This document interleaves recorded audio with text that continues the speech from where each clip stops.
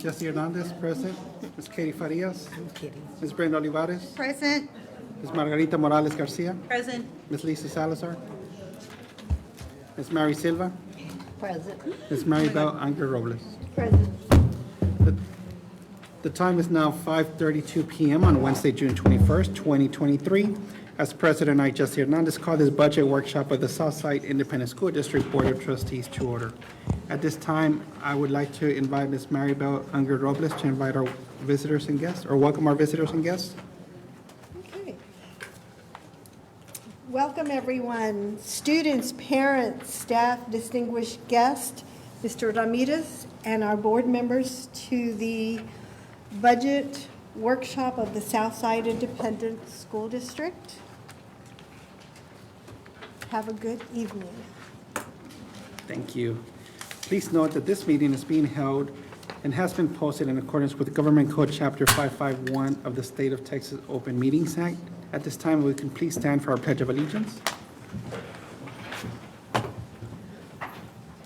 Pledge allegiance to the flag of the United States of America and to the republic for which it stands, one nation, under God, indivisible, with liberty and justice for all.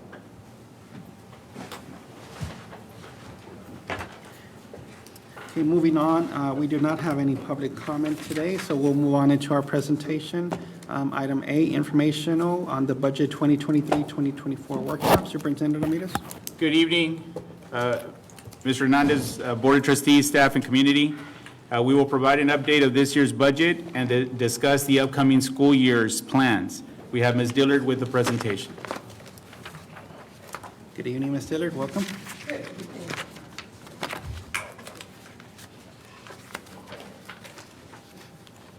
Thank you, Superintendent Ramirez, Board President Hernandez, Board of Trustees, Executive Team, those of you joining us in person as well as online. So I want to share with you our budget workshop number 3. As Mr. Ramirez said, I will share a current year budget update as well as share the plans for 23-24 fiscal year. So the budget workshop, just from a general standpoint, is going to be sharing the exact same presentation that we did before, but I'm going to be asking for feedback from you and guidance and direction on where you want to go in regards to some of the information. So we will get started. I do want to add that as this slide was added, the legislative session, the 88th session, is still going on.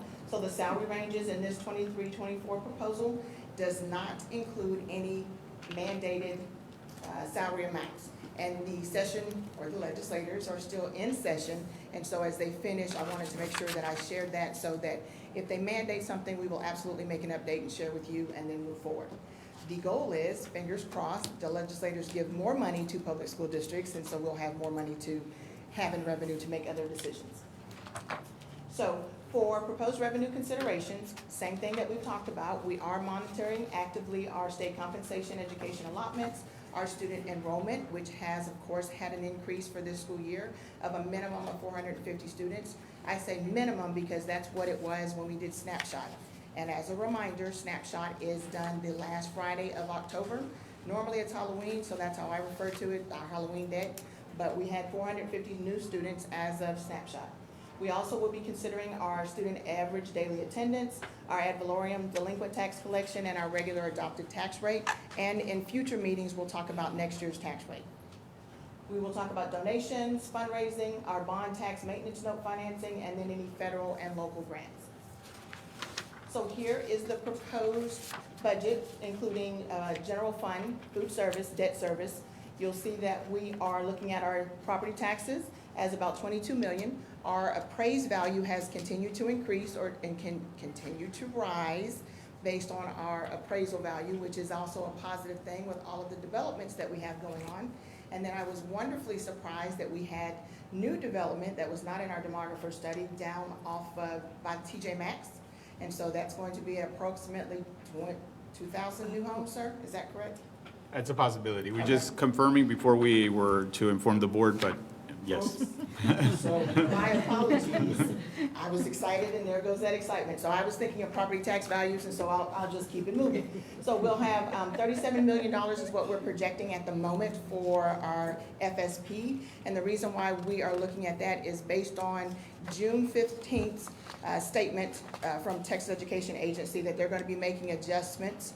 Their demographers in the state have said that the state of Texas is having a decrease in student enrollment across all schools. And so we are wanting to be conservative. This is kind of a worst case scenario that we're looking at as far as revenue and monitoring it for general operating fund as well as the other funds.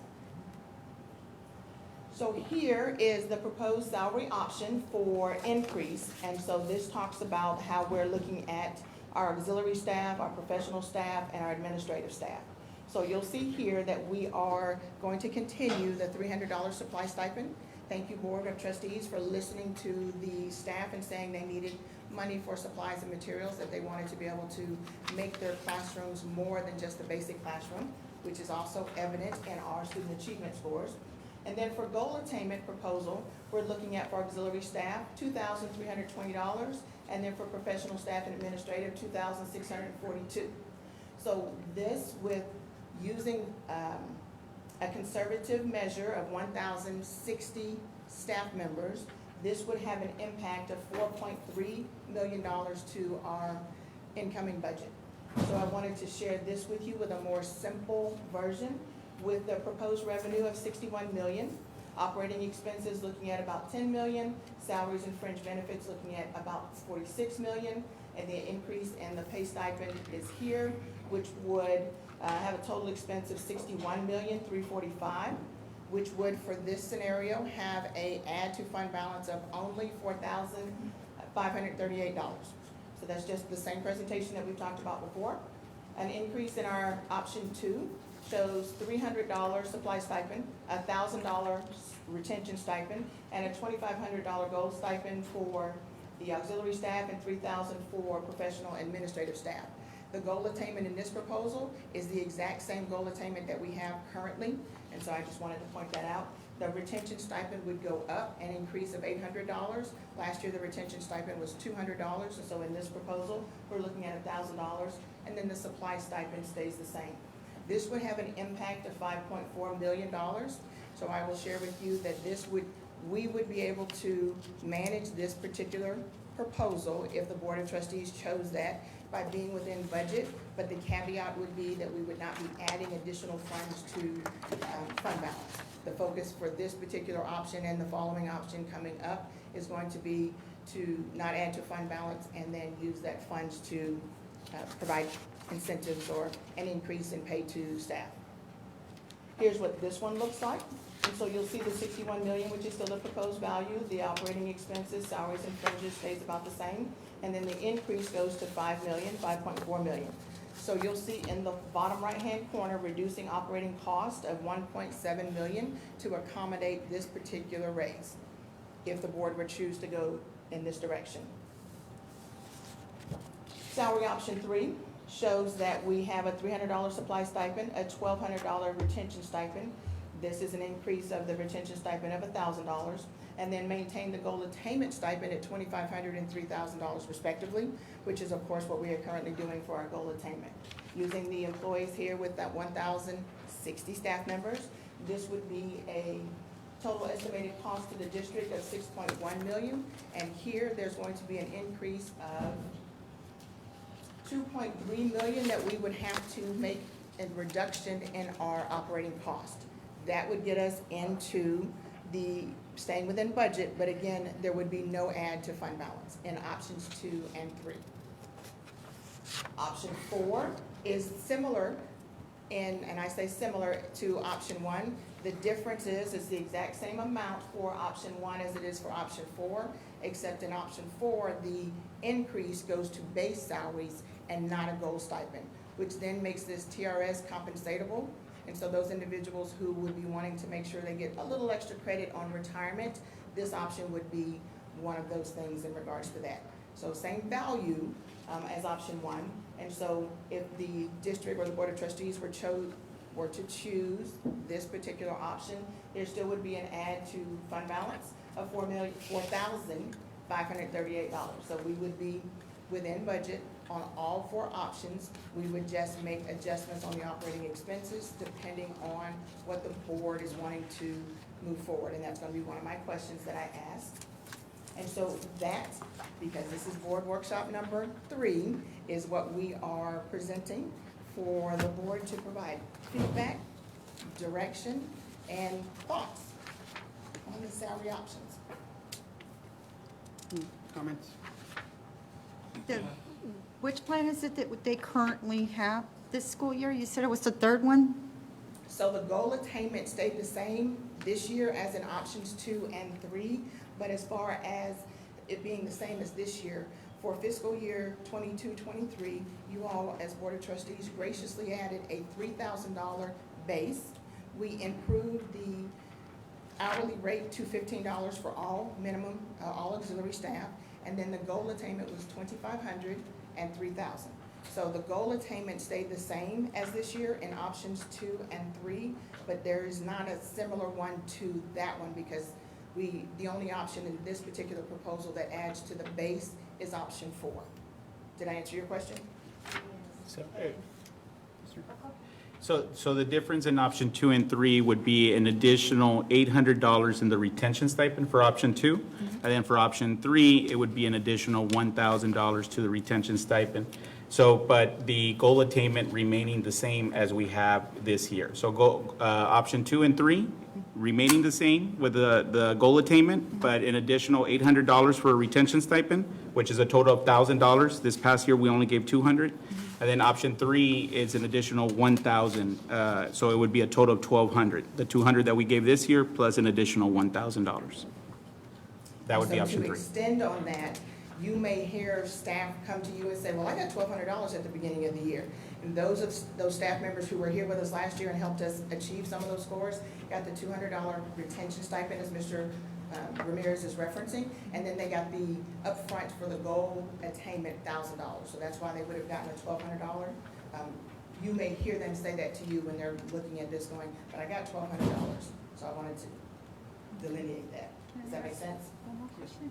So these totals and stuff, how does that compare to the other districts with them raising the salaries throughout San Antonio? So I'm so glad I anticipated that question. So where we are in regards to the most recent adjustment for one of the school districts we recently announced, we're going to be making adjustments as we come back in our compensation plan to address an increase to our 0-year. So right now, our first-year teacher makes $59,135. Another school district has inched us out by a couple of $100, and so we plan on addressing that in our workman's, I don't know why I keep saying workman's, in our compensation plan. So with that, as of today, we're not number 1 for first-year teachers, but we are number 1 or in the top 3 for all other districts. Many of the districts, I'm going to share, that they are advertising that they're having these huge gains. They were already significantly behind Southside ISD already. So with that, we were averaging 5 to 20% last year, depending on this position, because of all the gracious approvals the board did in regards to that. So right now, we're still in the top 3, but we are going to be making adjustments as we are watching. We're going to be making adjustments to take care of our staff. So right now, the only one that we are lower on based on the review that I have done, and I will touch base, I will turn to HR and make sure I get the head nod, is going to be the first-year teacher, but we are going to address that. If I may. So the school district that she's referring to is Northeast ISD. So Northeast ISD, I think it was a 3% increase or a 2% increase. That caused for the first year teacher salary to go above ours. But ours does not include the goal attainment. So if you add the goal attainment to the starting salary, we are beating all the districts with the increases that they've done. We know of San Antonio ISD that did their increase. With their increase, salary-wise, compared to our salary, we are higher. And that does not include our goal attainment. Edgewood and East Central put out theirs with their increase. It does not beat our salaries without including the goal attainment. The only one that does is Northeast with a starting salary, but with the goal attainment, we are higher than they are.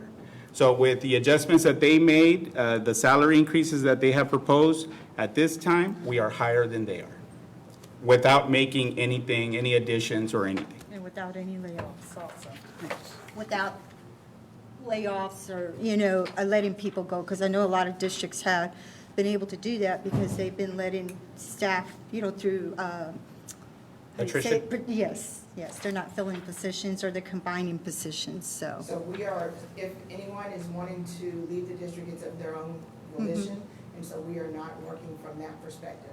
And to clarify, Mr. Ramirez is absolutely correct, but when you asked that question, I'm always looking apples to apples, so base salary to base salary, but he is absolutely correct. We pay more than anyone else in Bear County. Thank you. You're welcome. Before we move on, just want to let the record show that Ms. Salazar joined us at 5:43 PM. Thank you. Welcome, Ms. Salazar.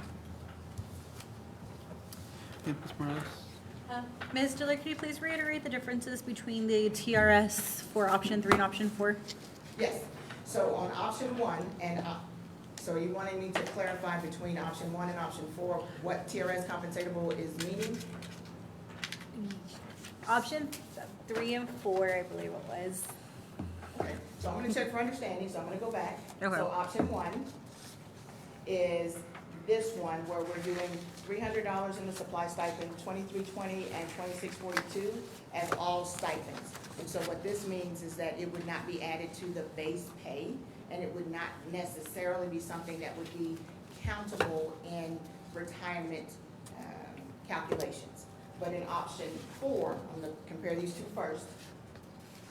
In option four, the exact same thing, and I wasn't trying to trick you. I moved the goal attainment to the left and then the supply stipend on the right, but because on option four, it's a true salary increase. So where I was answering Ms. Oliveras and saying that we were a couple $100 short in base pay, while Mr. Ramirez is absolutely 100% point on by saying we still pay more than that, this one is going to be creditable. So if you were, as an example, ready to retire and you went to TRS and you wanted to know what your calculations would be based on your base salary, they're looking at this one versus option one.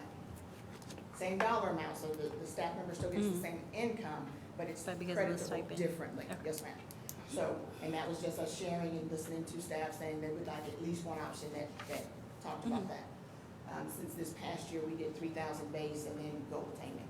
So in option two, this is supply stipend, retention stipend, and goal attainment. So it's an increase in what we've done in the years past in regards to, the retention stipend was $200 this current year. We're proposing $1,000 this year, and then a $2,500, $3,000, so that stays the same. So the retention stipend was a bump of $800. And that's the difference between option two and option three. Option three shares the supply stipend is the same, the goal attainment is the same as this year, but the retention stipend went up to $1,200, so effectively an increase of $1,000.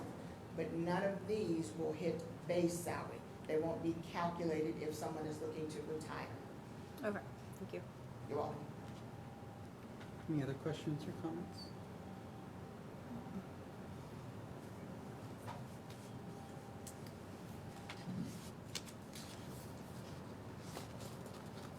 So I will go back to, if there are no other questions, I will ask for your guidance and direction on where you're leaning. As of June 15th, TEA, as I kind of mentioned a little bit earlier, has shared with the state some, what I consider troubling news. Mr. Ramirez is an optimist. He sees the glass half full. I do not see the glass half full when it comes to TEA, and they're talking about settlements and money. So with the discussions that we have recently had, there is the potential that TEA's calculations, their new what-if summary of finance, just the name of their new summary of finance template, what if? Not a fan of that, but I understand. But it is at least a tool that they're giving us to be able to predict where we are. So part of that with the troubling news, as I'm calling it, Mr. Ramirez, of course, is looking at the half glass full. We're gonna get extra money. I'm gonna fight tooth and nail to get it, I assure you. But I wanna make sure that I share with you all that in July, when I come, based on your recommendations and what we've learned from the staff, it would be with the specifics that have been shored up from TEA at the end of this month. And then we'll be asking for your approval for a budget. But I'd like to kind of know which way you're heading, or feedback on what way you'd like me to deviate or change or move forward. So how important is the TRS compensatable item for?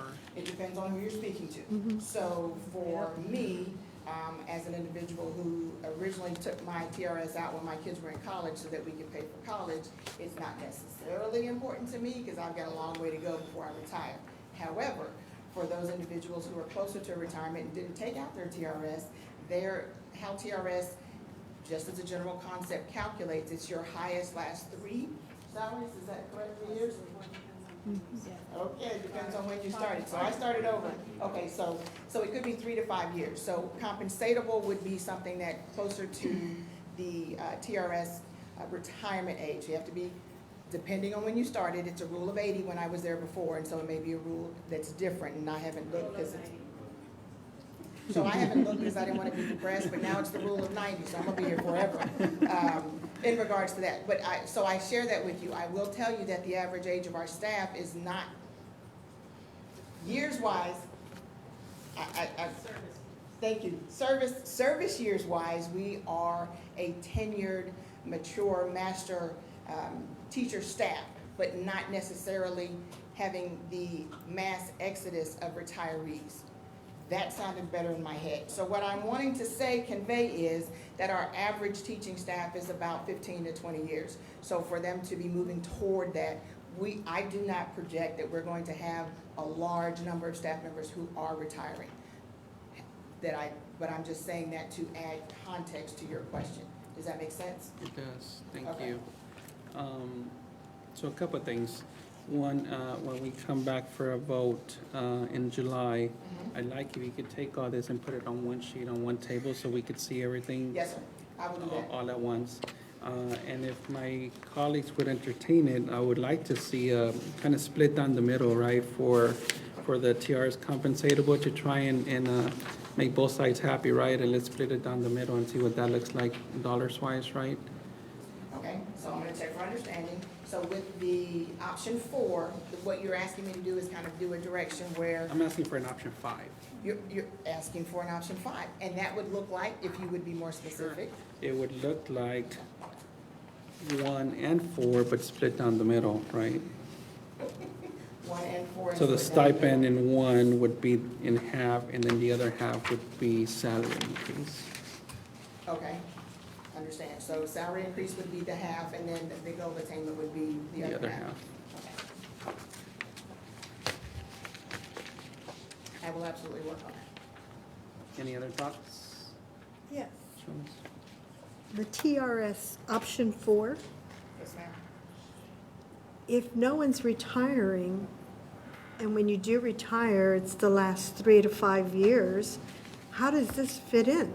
I mean, how is it going to benefit? Okay, so let me share that with you. So when I'm saying that our staff, service years wise, are not necessarily looking to exit the profession yet, it's still in the cumulative range. So it's very similar to, I'm getting ready to date myself again, those of you who still have Social Security credits, so it kind of accumulates and then you can move forward. So if the last 5 years for our staff would include this year, then this one would, that whatever's on the base pay would be added to it. So TRS compensatable is a benefit there, but it may be Right. a long-term investment, which is very similar to retirement anyway. So does that make sense, Mr.? If I may, Mr. Hernandez. So option 4, what it does is that it ties it to the salary of the employee. So moving on, that employee, regardless if we have a goal attainment or not, the employee gets that bump automatically every single year from now on. The goal attainment is something that's offered each year based on the money that the district has. So, and based on the performance of the employee. So any year, say 2, 3, 5 years, 10, 15 years from now, if the board opts to say, you know what, we don't want to do the goal attainment, that would be the discretion of the board. Once it's in the salary of the employee, the board has no say-so on whether we continue to give that or not, because it's already tied to the salary of the employee. What Ms. Dillard is referencing is that as you increase the salary, when the day that you retire, many, many years from now, and we're hoping our staff stay here for a long time, and when they retire, this increase in the salary will help them with their retirement benefits because they take the best 5 years, whether you're in the role of 80 or the role of 90, because your salary has increased, that helps you with your retirement. But for the time being, as far as next year, 2 years from now, it's already part of your salary if the board would opt for a salary increase. But from what Mr. Hernandez is saying, he's saying, can we have the best of both worlds? Some goal attainment and the salary increase. So for those who are on both ends, they get to compromise and get a little bit of the best of both worlds. May I add one point of clarification? Once it goes to salary, it stays there. Mr. Ramirez said the bump will stay there. I want to make sure people hear me say that if you all choose to do a bump this year, then that stays, but the bump may be different. It may look different next year. I don't want someone to see me in the parking lot and go, oh, Ms. Dillard, I got $3,000 this year. I want $3,000 next year. I can't, that's my clarification point. Make sense? Yeah. And it's salary, right? So it's a discretion of the board, so not that we would ever do this, but if we want to cut, we could, right? So my response to you will be, you absolutely could. I do not think that would be what you No, want no, to no, do. no. Okay, yes. So Just as long as we're trying on to be the- clear, trying to be clear and Same page there. transparent. So in other words, with the salary increase, of course, the board has that discretion at any point. Once the year starts, of course, employees would not be content with a salary decrease. So, 99.9% of the time, if not 100% of the time, that salary stays. So that means that it will continue being part of the employee's salary and it would continue to be that extra that the district paid from now on. We won't have discretion next year about, reducing it or making it a little bit less, like we do with the goal attainment. That with the goal attainment, you can decide, it's $3,000 this year. Next year, if the budget allows it, it can be $5,000. If the following year the budget does not allow it, then it could be $2,000. The board has discretion on that goal attainment. It's not tied to the salary of the employee. When keeping it, there also goes towards retention, right? Because people know that it's Absolutely. there. We have a lot of positive feedback that the goal attainment is definitely a cause to stay, as well as our leaders, district leaders, campus leaders, department leaders, because just in general, people don't leave districts, they tend to leave, as the saying goes, they leave leaders or bosses, I guess is the best way to phrase that. No, that's not a true, that's not a saying? Oh. Any other questions or comments? I do Ms. have Salazar? some. So, I know years ago, we had a legislative session that held money, and districts had to look at riffing. Districts had to look at other options to make sure that our staff was taken care of. We had a crazy session this year. There's still no monies for salaries. There's still no agreement with the House or the Senate on education. So I'm gonna say wherever we tread, we need to tread lightly until some permanent decisions have been made at the top. Because I would hate for us to get ourselves in a bind to hurt our district and our employees versus just kind of, because we can essentially do the stipends, right? Because we can pull them if we don't have funds for them. But once we tie it to salaries, there's no taking money from any position. That's just the way it is. And I wouldn't even suggest us to even talk about doing that or changing pay scales for that, because that's wrong. But I do think that if we tread lightly, we can get what we want to accomplish. But I think that all of us need to be on the same page with the movement that we're going. And we're already at the top of the crop, the cream of the crop, because everybody wants to come south side. They do indeed. And we heard it over and over again at SLI this past weekend. Kudos to Mr. Ramirez and the team, because certainly there was a lot of emotion with, pat on the backs. So, Well deserved. proud of where we are, from where we've been, and people are noticing. So I just want to kind of stay on that path versus us doing something that may hurt us, in the long run. Thank you. Any other questions or comments? All right, thank you. You're welcome. Yes, sir. Instead, Yes. can you just give the update on this year's budget real quickly? Yes. Yes, so the update on this year's budget is that we're going to end, the targeted is going to be ending in within budget. So I know I previously reported that we were going to have a shortfall, but we have been working innovatively to find as many revenue sources as we can. So unfortunately, the projection is not to add to fund balance, but we will be within budget by 8/31/23.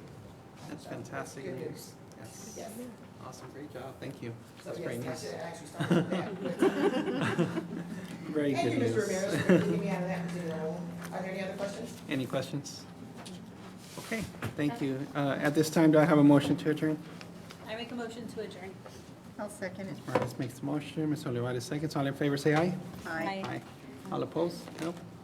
Motion carries. The time is now 6:02 PM. We are adjourned. We'll transition over to our regular called school board meeting for the Southside Independent School District. Please let the record show that there is a quorum present. Jesse Hernandez present, Ms. Katie Farias, Ms. Brenda Olivares, Present? Ms. Margarita Morales Garcia, President. Ms. Lisa Salazar, Present. Ms. Mary Silva, Present. Ms. Maribel Unger Robles. Present. The time is now 6:03 PM on Wednesday, June 21st, 2023. As President I, Jesse Hernandez, call this regular meeting of the Southside Independent School District Board of Trustees to order. At this time, I'd like to welcome Ms. Brenda Olivares to welcome our visitors and guests. On behalf of the Southside Board of Trustees and Superintendent Ramirez, I am happy to welcome you to the June school board meeting. We are always looking forward to a productive partnership with parents, grandparents, guardians, and the community to guarantee our students can reach their highest potential. Whether you are here to ask a question, provide information, or just to see how we operate, thank you for your interest. To be successful in school, our children need support from both home and school. We know a strong partnership with you will make a significant difference in your child's education. As partners, we share the responsibility for our students' success and want you to know that we will do our very best to carry out our responsibilities. We realize you have a choice in your child's education. Thank you for your choice in public education in choosing Southside ISD. Thank you. Thank you, Ms. Olivares. Please note that this meeting is being held and has been posted in accordance with Government Code Chapter 551, State of Texas Open Meetings Act. If during the course of this meeting, the board should determine that a closed or executive meeting or session of the local board is required, then such closed or executive meeting or session can be held as authorized by the Texas Open Meetings Act, Texas Government Code 551. At this time, we could please stand for the Pledge of Allegiance.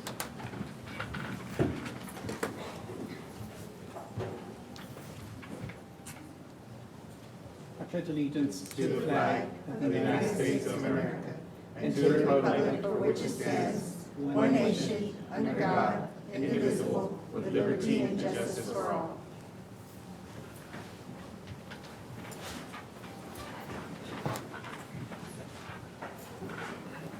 Okay, moving on. At this time, we do not have any public comment.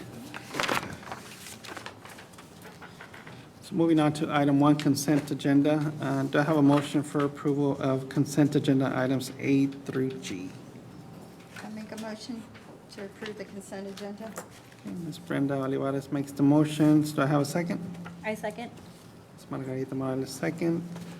Ms. Farias is not here. Ms. Olivares? Yes. Ms. Morales Garcia? Yes. Ms. Salazar? Yes. Ms. Silva? Yes. Ms. Unger Robles? Yes. And I, Jesse Hernandez, yes. Motion carries. Moving on to next item, presentation by our conservator on the monthly report. Welcome, Dr. Reyna.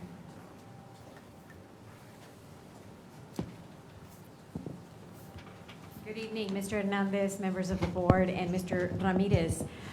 Thank you so much for having me. As I've stated in the past, I represent the Texas Education Agency as the assigned conservator to Southside Independent School District, and my primary role is to ensure that we have effective governance in the district as well as sound fiscal processes to ensure fiscal integrity of the district.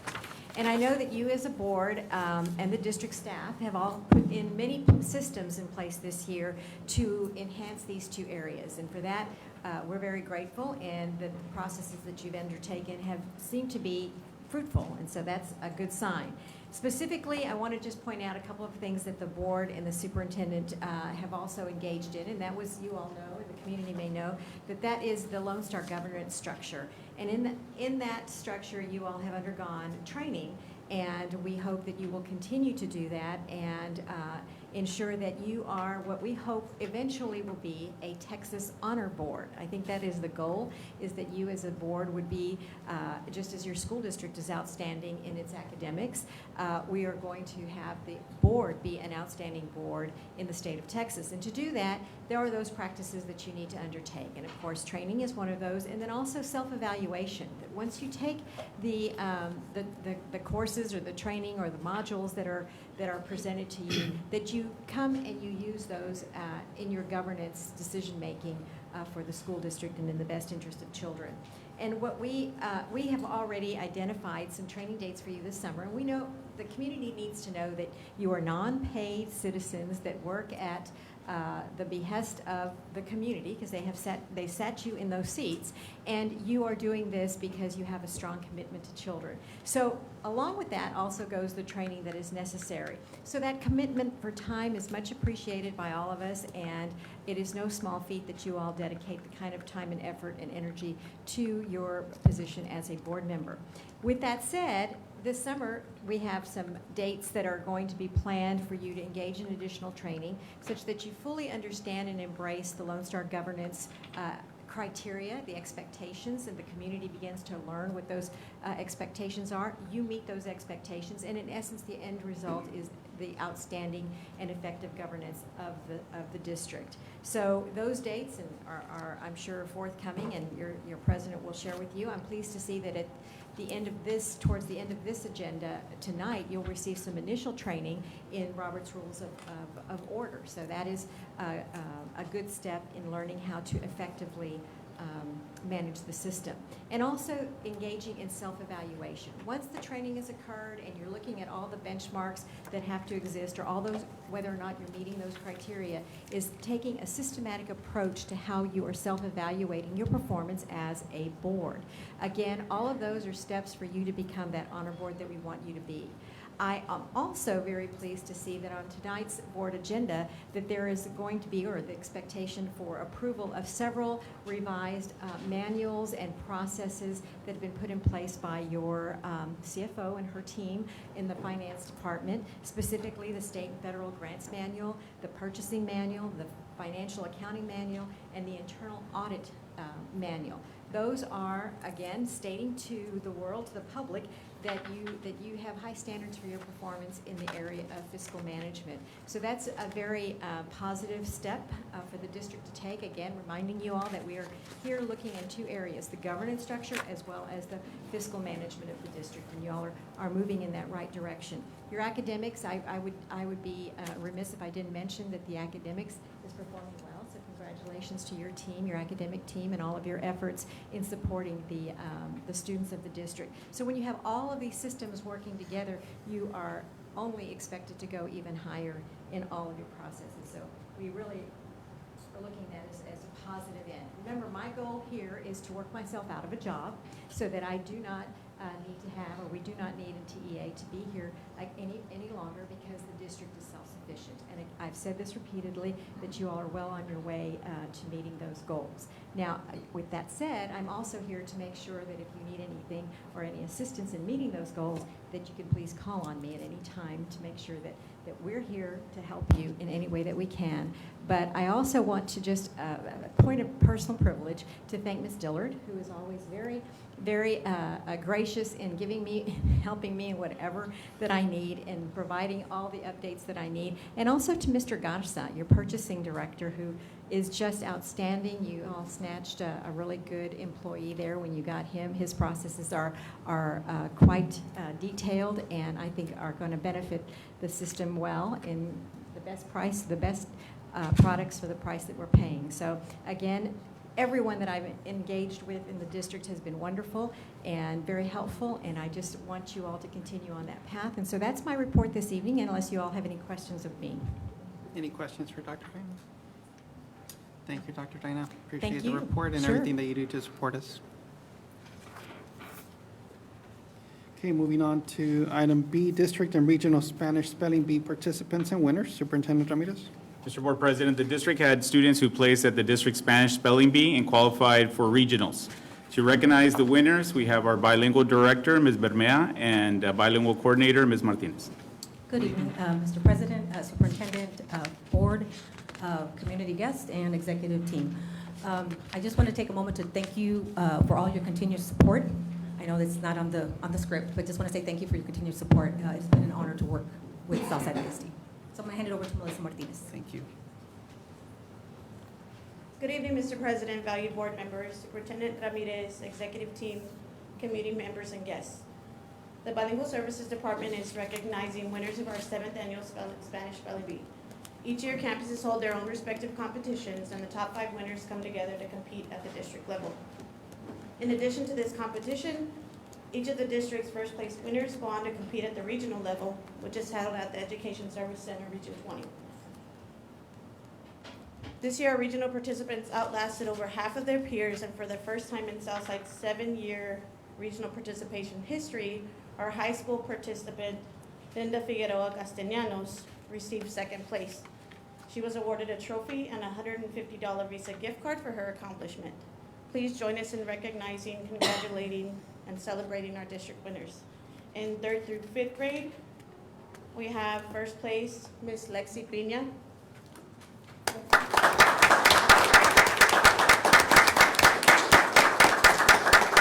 Second place would be Isabel Zavala Muncayo.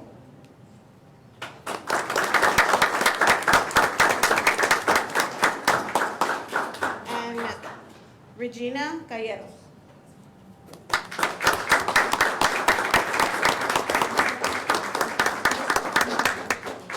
So in our middle school 6th through 8th grade, we have one that came tonight, but I'm going to say all the names. So at first place was Mia Ruiz. Second place was Andrea Rodriguez. And 3rd place, who is here tonight with us, Romel Navarrete.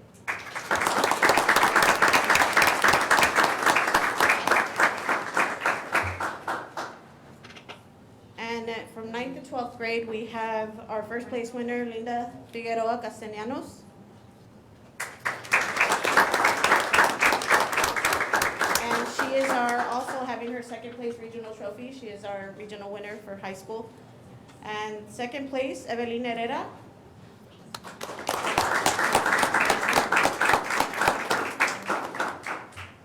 And then 3rd place was not able to be here, was Bethany Morales.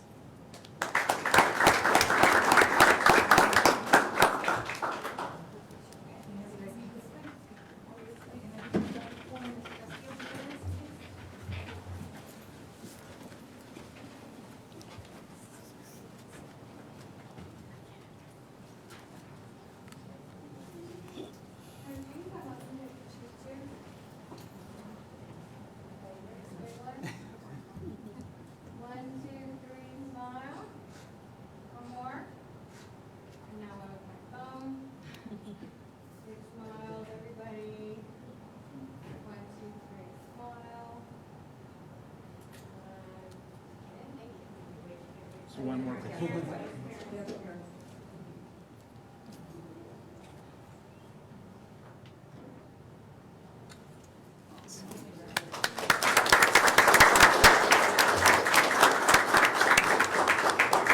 Ms. Bermeo?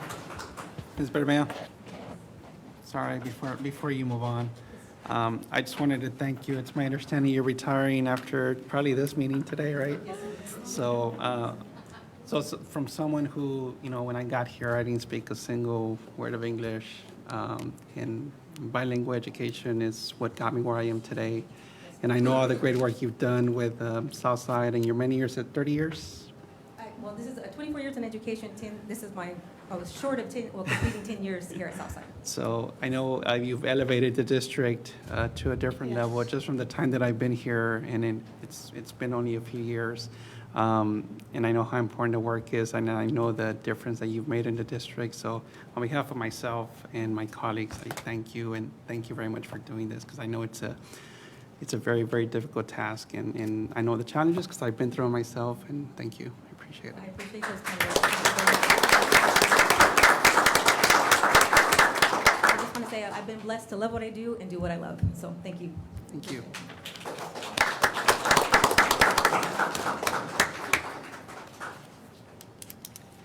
Okay, moving on to Accelerated Reader Campus winner and AR Millionaires for May. Superintendent Ramirez? Sir, Board President, the promotion reading district-wide continues to announce the campus with the most AR points and the campus with the most participation. We have our ELAR coordinator, Ms. Stone. Welcome, Ms. Stone. Good evening. Here we are again. So good evening, Mr. President, esteemed board members, Mr. Ramirez, and all of our community that's joining us here in person and online. So our AR report for May. The high school had the most points with over 12,600 points.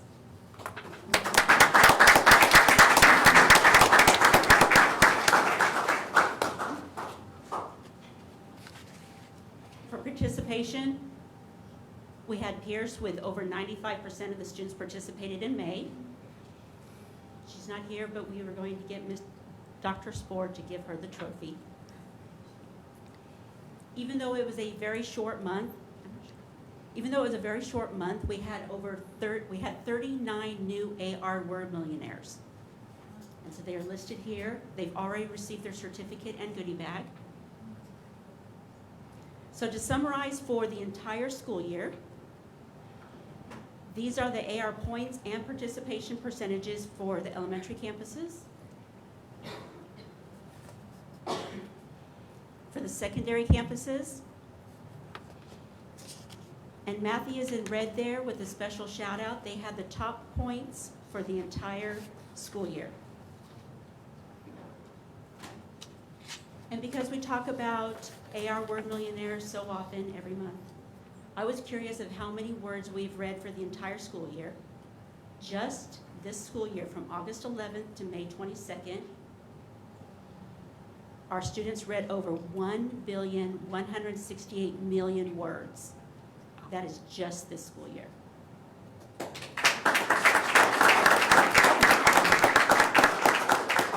Thank you. Thank you. Great job, everybody.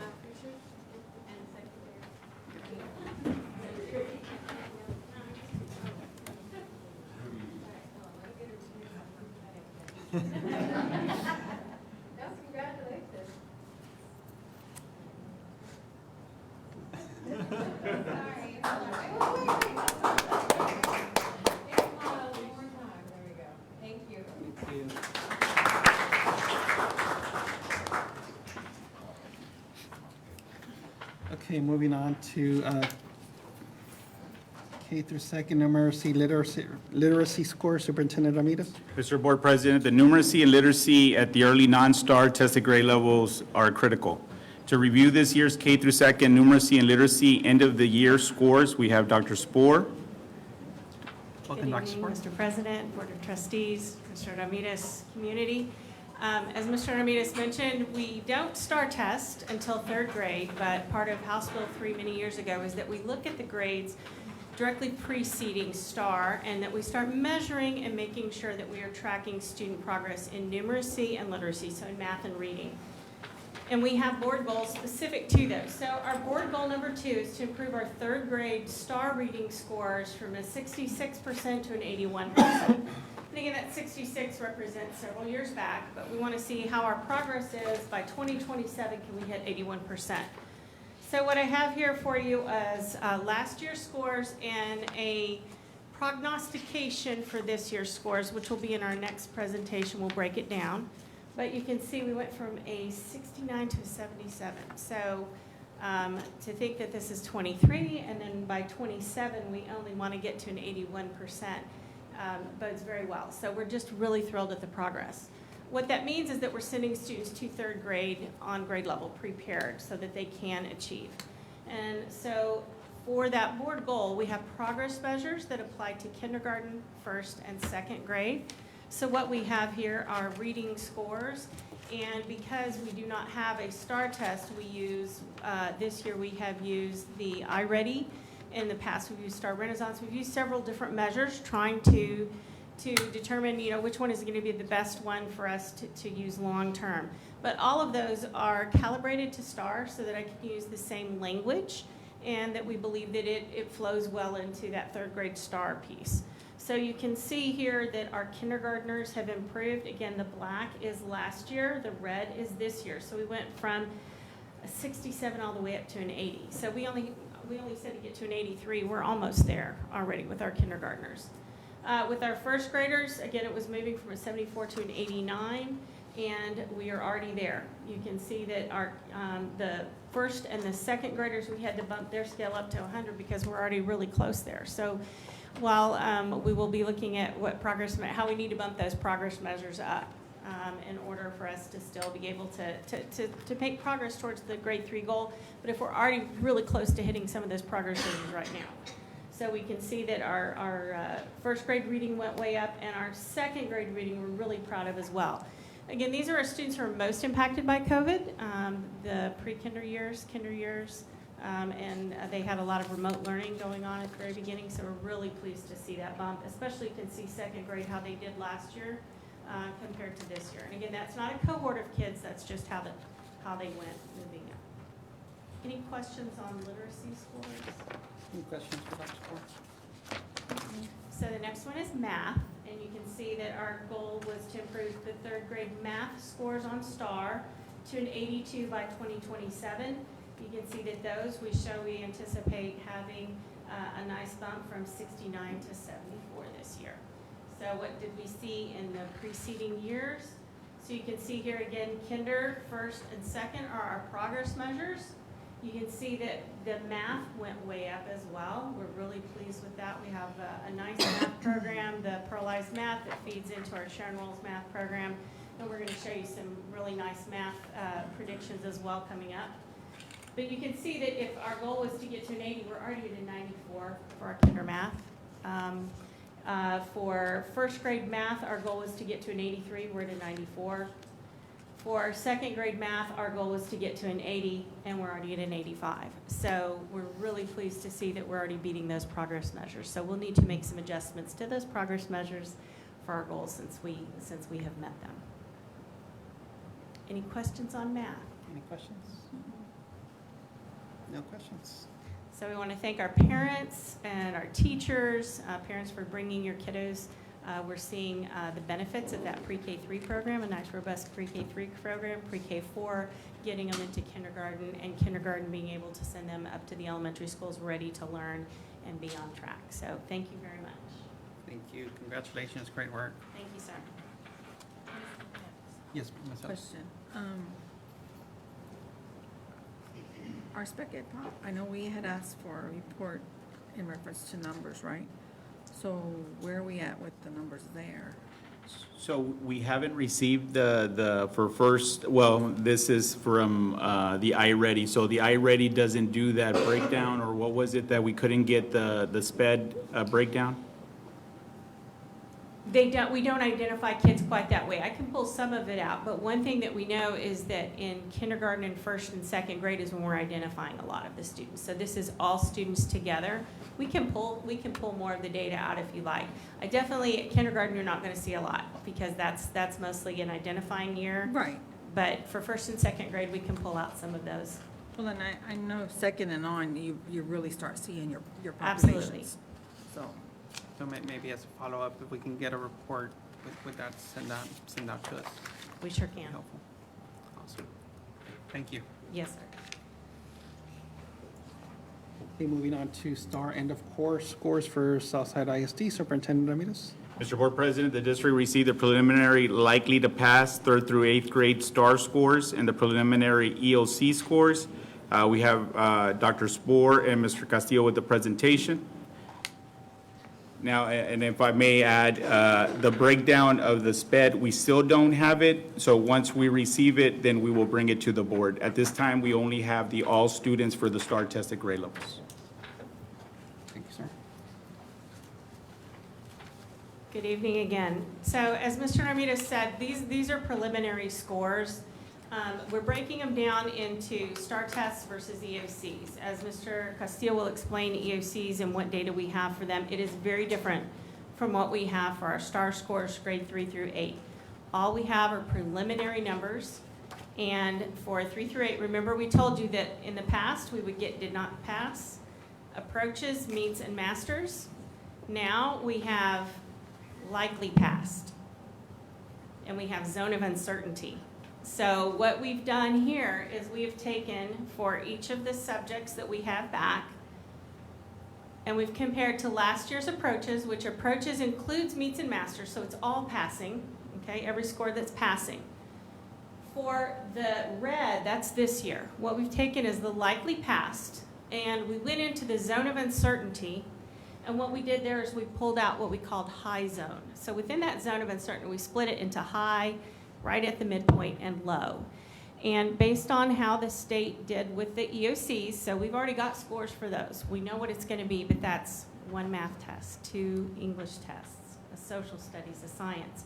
We really can't say exactly what they're going to do. And the state has said we will tell you on August 11th. So August 11th, we will have were they passing or not. But we feel pretty comfortable saying we're going to dip into the high zone to say that those are going to be passing scores, okay? So if we do that, this is what we come up with. And again, we can't tell you what was meets or masters. We can't compare growth, but what we can say is we believe these are going to be our passing scores for now. But again, this is our best guess. We do not have these back, and we will not until August. So we're using this information to make our plans for next school year until we get those specific scores. But you can see some good news in that the red is mostly higher than the black, which is the bottom line of what we wanted to see. So looking at third grade, and again, this is all students because we do not have a breakdown. We don't have that information yet, but this is all students who count for us.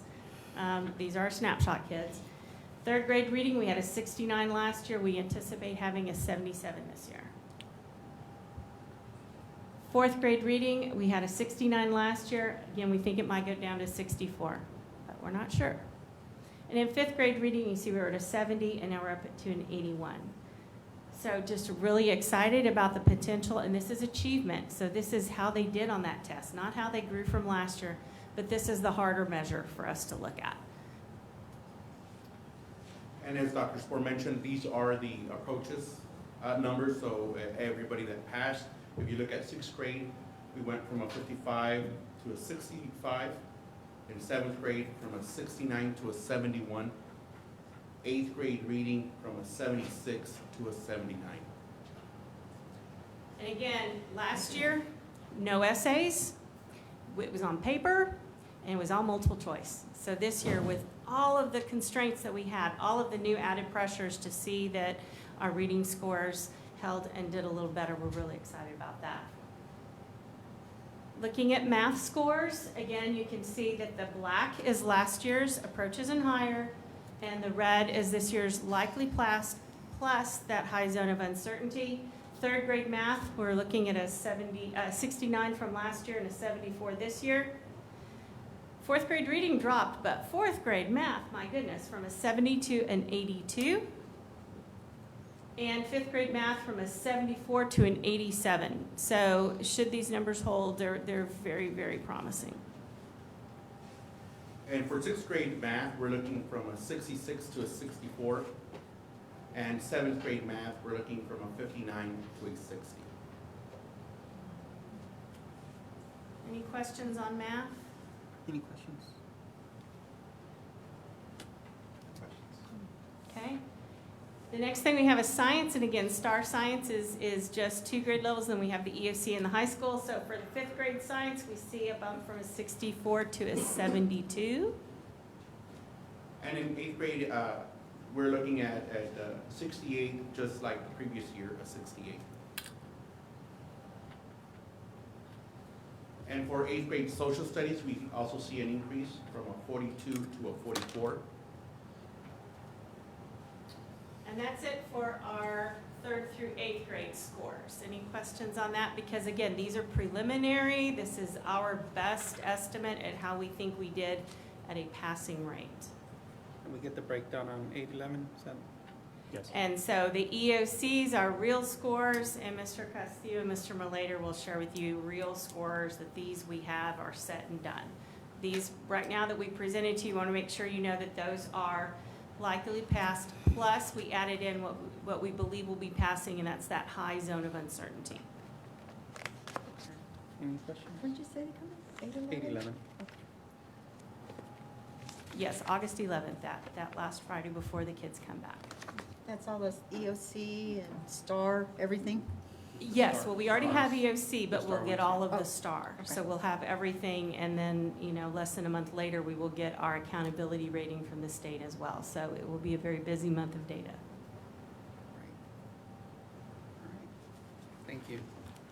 So here what we have are the preliminary end of course results for Southside ISD, Southside High School. Mr. Malater is here to also share in the Student Achievement Performance Report. And I'll have him start. Good evening, Board President, Board of Trustees, Mr. Ramirez, Superintendent Ramirez. You can see, we'll start with U.S. history. You can see we went from, in the approaches, went from an 86 to a 97. In the meets, we went from a 55 to a 62. In the masters, we went from a 29 to a 25. You can also see in the corner, that's our component score, and you can see growth there. We always want to see growth in the component score. Any questions? Any questions on U.S. history? Any questions? For bio- Hold on. Ms. Oh, sorry, Salazar? go ahead. Can you explain your component scores for those that are not familiar? It's approaches, meets, and masters. It's the scores all combined and divided by 3. Thank you. For our biology scores, we also see from approaches, we went from an 81 to an 85. For meets, a 43 to 47. And masters, 15 to a 13. If we look at our component scores, we did increase. Last year's component score was a 46. This year's component score was a 48.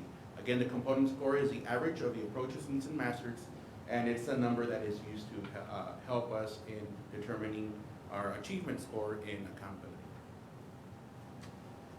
In English 1, you can see we started with approaches, we went from a 55 to a 61. In meets, we went from a 35 to a 40. And in masters, we went from a 5 to a 4%. Once again, you can see our component score is growing. We went from a 31 last year to a 35 this year. And to add to that, we were looking at our English 1 subject as being the most challenging for our high school. So that's a good sign. For English 2, we also see a growth in our component scores. For our approaches, we went from a 67 to a 66. In meets, from a 41 to a 47. And masters, from a 4 to a 5. Again, the component score is the average. So if you look at last year's score, component score for the 2022 school year, we had a 37. For the 2023 component score, we have a 39 for our English 2. Any questions? Ms. Salazar?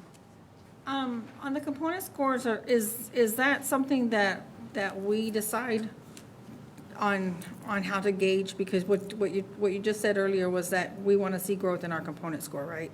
Yes. So, but it doesn't seem like the component score is weighted based on approaches, meets, and masters. Because if you look at the difference between approaches, meets, and masters, in your masters, you've lost 1. at least, consistent, right? And then your growth is helping you with that number in your component score, but you're still losing a master, which is for me, it's concerning, not too concerning, but it is concerning where, what are we doing wrong to where we're not at least staying where we were or growing? And you're correct. If you look at the meets and masters, those are weighted higher than the approaches. But since it is an average, they take the average of the student performance and approaches, meets, and the masters. That's why here in English too, you see from a 67 to a 66, but you see the meets went from a 41 to a 47. Right, but what I'm talking about is your component score. It's kind of a misconception in reference to the realization of the growth, right? Because it's an average, but your master's isn't weighted on that. It's the same as 1, 2, 3, and then you divide it, right? Yes. So there's no weight in that.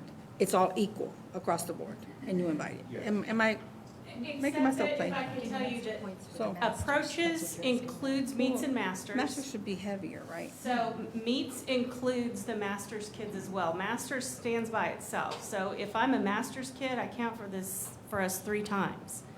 Meets kids count for us 2 times, and approaches kids count for us once. So by looking at the component score, Okay, it so you forces just- us to make sure we keep our eye on meets and masters. So you just explained it. Okay, thank you. Otherwise, if I'm just looking So- at approaches, I'm like, oh gosh, English 2, you dropped. Yeah, But because looking at it's the like one component of your score, you're like, why did we get 2 points better? Because we had kids at grade level at meets, and we had them at masters. So you can see when sometimes we'll have a focus on just getting kids to pass at approaches, but you drop them in meets and masters, and that's where we fall down. So that happened a lot in 2019, especially with the elementary schools when we went into school improvement, because we had kids who were at meets and masters and they dropped down into approaches. But if you're looking at it just as did they pass, they passed, but they didn't stay. So that forces districts to keep their eye on meets and masters. So that's why you'll see us go, keep your eye on component, because component went up. Even though we dropped on approaches 1, component went up. So if component keeps going up, that means our kids are continuing to score well in those upper 2 ones. Thank you. Any other questions? And for algebra, we did see a little bit of a decrease. We went from a 78 to a 72 in approaches, 39 to a 31 in meets, and from a 20 to a 12 in masters. And our component score, you can see, went from a 45 to a 38.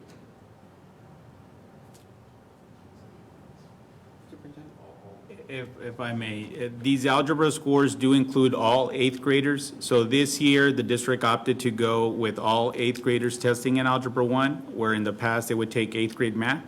So this includes the 8th grade scores. However, it seems that in the comparison with other school districts, the one that went down was the algebra. Now, the high school, if I'm not mistaken, just the high school, if you're to separate it from these scores, got a 70 or 72 on the approaches, the high school alone, the 70. The prior year, the 8th grade students were at a 41. So they would jump from a 41 in 8th grade math to a 70 at the high school for Algebra 1. So there was a dramatic increase from the 8th grade math to the Algebra 1, but still overall, we went down compared to last year. Now, it did have the new item type questions, and we attribute a lot to do with the new test, but still that's not an excuse, and we just need to figure out how to improve that, the algebra scores. And I'm thinking that now that we have an idea of how that test looks like, that we're going to improve this coming school year. So is there any consideration or a special consideration since we do have 8th graders taking versus all 9th graders? Like, do they give you some type of extra points or, credit for that? Yes, they do. So not only does the student get the credit for the Algebra 1 in 8th grade, but the scores count towards the middle school and then will count towards the high school the upcoming school year. So the 8th graders that tested this year, it counted towards the middle school. Next year as freshmen, without them taking the algebra test, it's going to count towards the high school. So the state does not want to discourage any schools from not allowing the students in 8th grade to take Algebra 1 because of that issue that, okay, well, they take it as in middle school and they do well, then in the high school gets penalized because next year they're not going to take it. Only the ones who failed it will take it at the high school. That's unfair. And now with the accountability system, there's more weight on the high school based on the number of students who test. So that would be very unfair for it not to count the 8th grade students. So it counts twice, one for the middle school and the next year for the high school.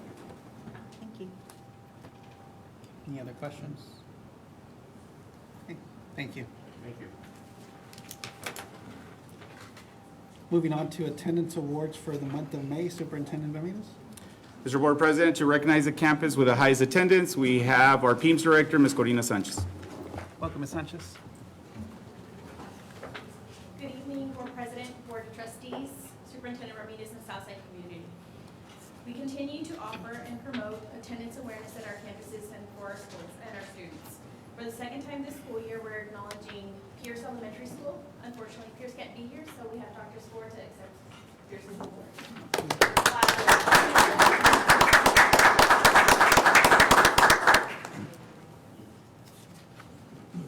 Thank you very much. Thank you. Okay, moving on to review of financial statements for May 2023 and federal programs update. Superintendent? So, Board President, to review the finances for the month of May, we have our CFO, Ms. Dillard. Welcome again, Ms. Dillard. Thank you.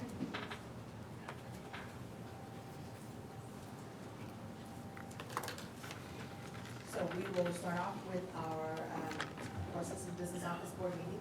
So I want to share with you our actual to budget for general operating fund.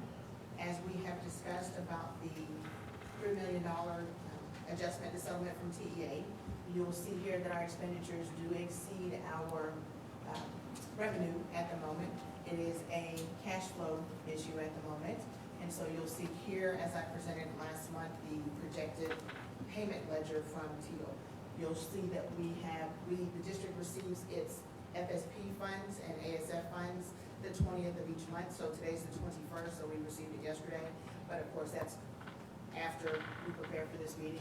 So you'll see that we are anticipating an additional $6 million coming in from FSP, in addition to our tax collections, in addition to other innovative sources I have shared or mentioned, I haven't done the specificity of it, that are coming in for us to be within budget by the end of the fiscal year.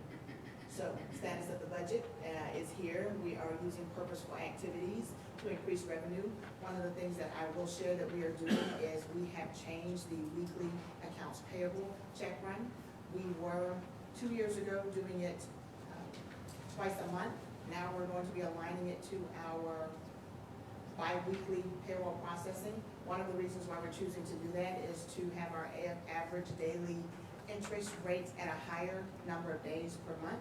So any of you who have a market account or you have an interest-bearing account, the longer you have the highest balance, the more interest, there's the head nod, the more interest that you get. And so we, of course, we have 2 of our 5 banks that have higher interest rates than the other banks, and so we want to make sure that we use that money in regards to that.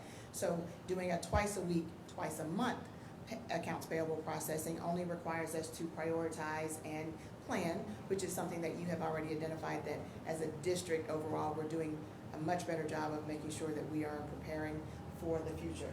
So TEA supplemental payments for refunded bonds. So the district does have a healthy debt service account, and we do have debt service bonds. There is a supplemental request with TEA that allows districts to refund, which is an effective way of saying refinance, where you can receive additional credit, or I don't want to say additional, so let me take that word out, to receive credit for your tax debt service based on your ad valorem tax rates, based on what the calculations are going on. So when the pandemic started, TEA, of course, did a hybrid employment like many organizations did, so they got a little bit behind by not being in the office. So our bonds that we refunded, the district refunded in 2020, have been finalized as of January of 23. And so the way TEA processes those refunded bonds is they provide that funding in November. So I have influenced, persuaded, persisted, whatever word, bugged our McBride, who is our representative at TEA, that he will be processing it, because if you say you need it sooner than the original November date, they will process it sooner. So Mr. Ramirez agreed to let me harass, pester, and whatever word you choose to use for us to receive that refunded bond before fiscal year end. Then we will also be looking at TEA supplemental payments for the TERS tax relief. So I know TERS is one that I have shared with the superintendent, and he's probably shared with you all. It is a value-added concept where the city of San Antonio is making sure that we have areas that have support financially to invest and develop, as we're seeing with our development from all the developments that we have already discussed with our demographer. But here, there is a TEA supplement as well that allows the districts who are in a 313 arrangement to complete the forms and say that there is a tax loss for property taxes being contributed to the TERS. So again, here, Mr. Ramirez allowed me to influence Pastor Beg, the TEA, for us to be able to submit the reports from 2019 to 2022. And so we're anticipating a revenue influx in regards to that before 8/31. So we are also looking for, and with those things, we are projecting the end of the year fiscal balance for general operating fund to be within budget, which is, unfortunately, I said earlier, not adding money to fund balance, but not showing a negative. So we are being very innovative. Mr. Ramirez, the executive team, as well as the directors, are supporting all of the initiatives that we're doing. Some of them are easy, some of them not so easy, but we are definitely making sure that we are moving forward with the intent to stay within budget. So I share that. So as a reminder, and so I'm gonna use my teacher voice here, we absolutely have an audited fund balance of $31 million. We are only required per TEA to have 90 days or 3 months worth of fund balance, and that's about $14.5 million. So 31 million is a significant tribute to you as Board of Trustees, Mr. Ramirez as superintendent, to make sure that we're being fiscally responsible, as well as using our indirect cost application to bring in additional funds for federal programs. So I've shared earlier that the district has one of the highest number of federal programs and just grants in general. We were, the last time I reported, about at 26, I think, but we've added additional ones from the city of San Antonio and various different things. So we are going after as much revenue as possible that's to legitimately do the district, as well as making sure that we are using our money to make money. Does that make sense? Okay. So how much money do we have in fund balance? 31 million. Oh, man, so is it a late day? How much money do we have in fund balance? 31 million. 31 million, okay. So normally when we do that popcorn shout out in the classroom, it's a lot more around here, but we'll go from there. So now we're gonna go into our other superstar fund, which is our 240, which is child nutrition. You'll see here that our budget to actual is here, and our actual revenue is 6.3 million. TEA is also in the cash flow business, so we are anticipating significant reimbursements that are eligible and been approved. We just haven't received them yet. TEA is not as specific as when they're doing their payment. So for Foundation School Program, as in 199 in the ASF, which is the Available School Fund, we're on Tier 2, which allows us to receive payments every month on the 20th, with the exception of August for FSP. So TEA processes a little differently, and I'm looking this way, so we don't necessarily have the specific date, and if I'm wrong, I will research it and make sure I bring it back to you in July. But we are here, there is a fund balance here of 2.4 million. Mrs. Ramirez has done a fantastic job of influencing, persuading, persisting TEA to allow her to spend her fund balance down, because it's excess, not extra, but excess, so that she's able to upgrade many of the cafeterias as well as the kitchens at the individual campuses. And that's very significant. I just want to kudo her because most of TDA expenses don't allow you to upgrade the campus facilities for using 240 money. So salute and a kudos to Ms. Ramirez. Then we have our budget to actuals for our debt service. And so with the fact that we had 2 years of 2021 and 21-22, where our $1.38 tax rate that the board approved has increased our debt service amount for, we're receiving revenue in the amount of $8.5 million. And so we currently have only paid 2.2. It is getting to a point where you all will have to have some type of discussion on what you're wanting to do to move forward in regards to the debt service, because unfortunately debt service can only be used for debt service. Unlike the other portion of the property tax, which you all graciously gave a 12-cent reduction, which saved $1 million for our taxpayers in the Southside area. That was at 92% this year. We'll talk about next year here in July, just to begin the conversations about the tax rates and what TEA chooses to do with the compressed tax rate. But here's where we have a $1.4 million fund balance for debt service. So our federal programs update is here. This screen, while I've shared with you that we have well over 26 grants, this is just for the 22-23. Some of our previous grants, like our safety and security grant, was awarded in this fiscal year, but is in a grant year different. So this is just a sample to show you what's in teal. We also have grants with ESC 20, also with grants with the City of San Antonio, and our teachers have been working, as well as Dr. Avon, with our STEAM program to secure additional funding. So here's where we are in regards to that. And we have the SPAC grant here, which is at the top. Now I said that out loud, it sounds differently, but that's for the silent panic alarm. Due to your graciousness and approval with Mr. Ramirez, we have all we need for raptors and things like that on our campuses. So now that the new legislation has come out that every classroom has to have a panic button, this SPAC grant for $17,142 will be used in conjunction with the, if approved by the Coordination of Services Schedules, which is a cooperative collective of all the individuals who want to address these activities. Then we'll be able to use the safety and security grant as well to meet that new mandate from TEA. So then the federal programs update is here. So our Hispanic colleges and universities, we received $10,000 at the high school. The decision was made to provide scholarships to students. So we have been processing with Mr. Gilbert Rodriguez's help at the high school, Mr. Malader, Mr. Castillo, and Mr. Ramirez. We've been able to process 7 applications where students are receiving their scholarship money, and some of them may be by, if you're in district tomorrow, to pick up their checks to go toward their registration and books or whatever they're pursuing. So as an overall, we are doing very well with our federal programs and grants and scholarships to add to the value of the experience our students are receiving. Are there any questions about the board financials or federal programs? Any questions? No questions? Thank you, Ms. Dillard. Moving on to turf update, Superintendent Ramirez. Mr. Board President, we have Ms. Dillard, Coach Locke, and Coach Vincent with an update of the turf plans.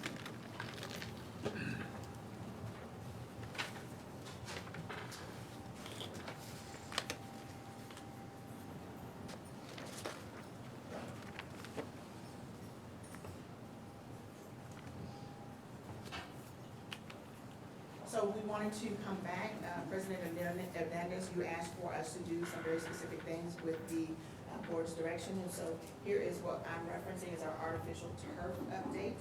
And so we have, the update is going to address the status of the artificial turf, the installation and warranty, the useful life expectancy. You all asked for us to provide options for consideration on the status quo, which is no change, replacement or repair. We were asked to provide updates on the alternative sites for play, timeline of options, and funded and projected expenses.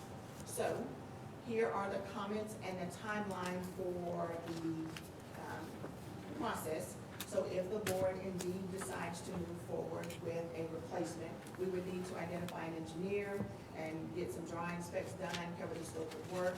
I add here for knowledge and information the engineer that came out to assess the turf recently, as we are working on persuading, influencing the warranty for the current turf to provide financial assistance to replace it.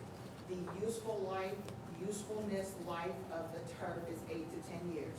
So the Coach Locke as well as Coach Vincent were able to identify that the field did not last at the quality promised in the warranty.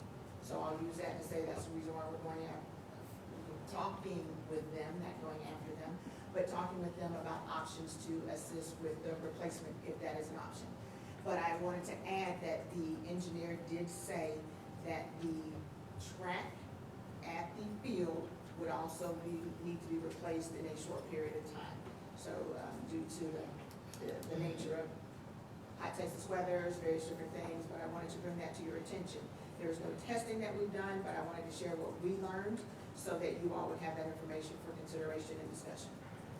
We also have reached out to Texas contractors and manufacturers, which have shared, due to the timeline, this is Texas and football is king.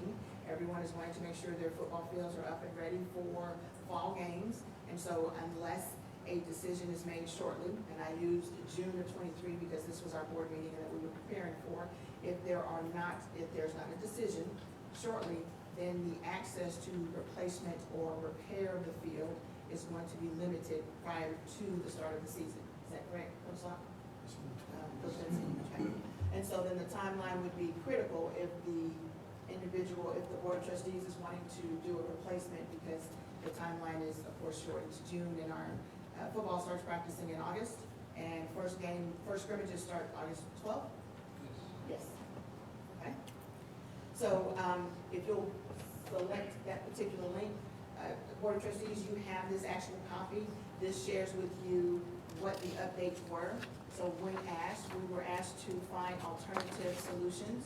These are this was updated as of June 13th. And so we have been looking for alternative sites per the request, just to give the board options. If you'll scroll down for me, please.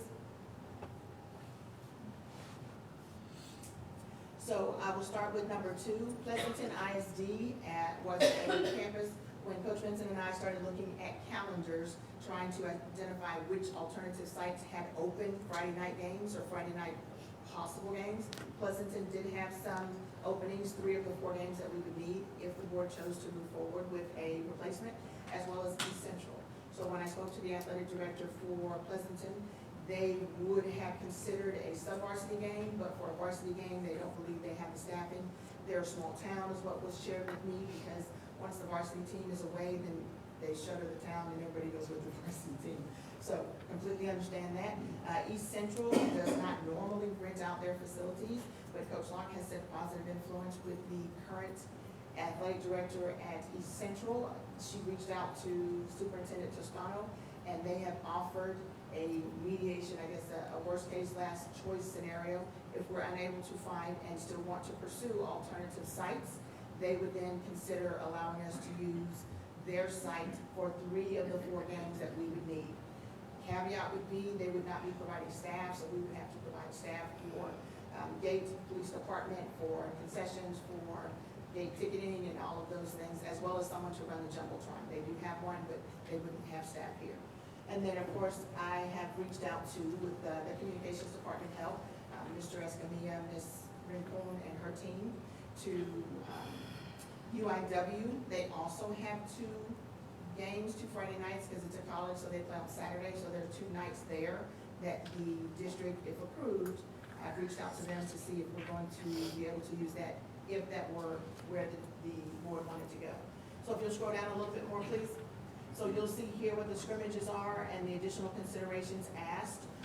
If we do indeed have an alternative site for the varsity, the sub-varsity would then play at Losoya, is that correct?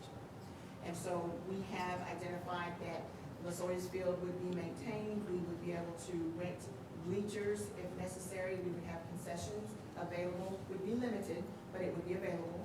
And we would make sure that our fans and spectators would be able to see their children play, to make sure that we were ADA compliant. Not a permanent fix, but a temporary fix if that were the direction that the board wanted to go into. And then, if you'll scroll down a little bit more, sir. And so here are some other things to make sure that we are doing. So this talks about the ability to have the metal detectors at the alternative site for the sub-varsity play, as well as I shared earlier, make sure we have staff for that and ADA. So if you'll go back to the presentation, please.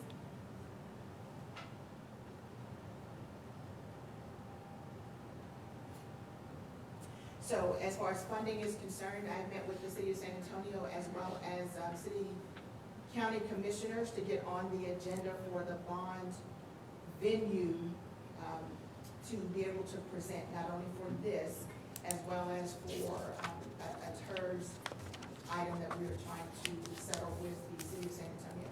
So I share that to say that there is a bond, and if you were to go to the city of San Antonio, see their website, their bond project is from 22 to 27. If you get on the agenda, and that is my goal, to be on the agenda for July, where we'll be able to present this because the city of San Antonio's bond activities have indeed replaced or provided funding to support the replacement of turf. So that would be, we would be looking for that. We're also making sure that it's budgeted for out of the 24 fiscal year.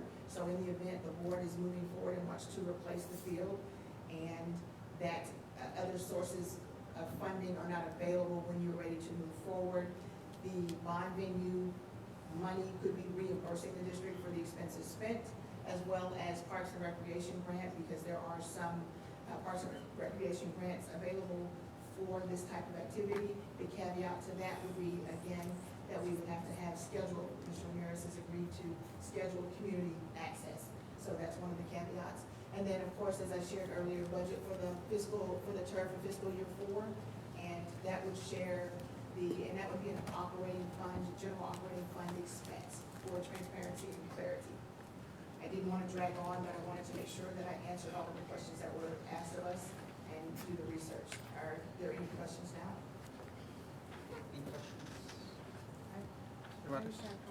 So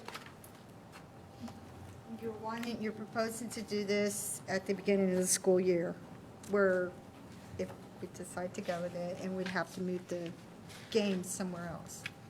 So, not proposing, sharing information. Right. However, wanting to make sure that the board of trustees, you all were updated.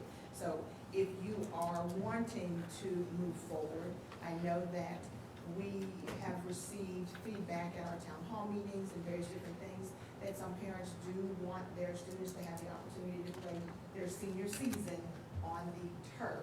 So we're providing options for you all, because I know that you all have your ears to the ground more probably than we would, as far as community members and being able to talk to you. So I'm sharing with you, we were sharing with you what the condition of the field is at the end of its useful life, and there is going to need to be a consideration to replace it, whether the board chooses to do it now, or whether they choose to do it at the end of the football season, or they choose to do it, or you all choose to do it at the end of the school year for next year. So I'm sharing information. Did I confuse you? No, I just know, my concern are for the seniors. Yes, ma'am. I'm thinking about the seniors, and honestly, playing away somewhere else, I know as a parent, I don't think I would like that, but that's just my personal opinion, but, you know. So I'm going to move over and let the athletic director share his opinion on that as well in regards to the football season.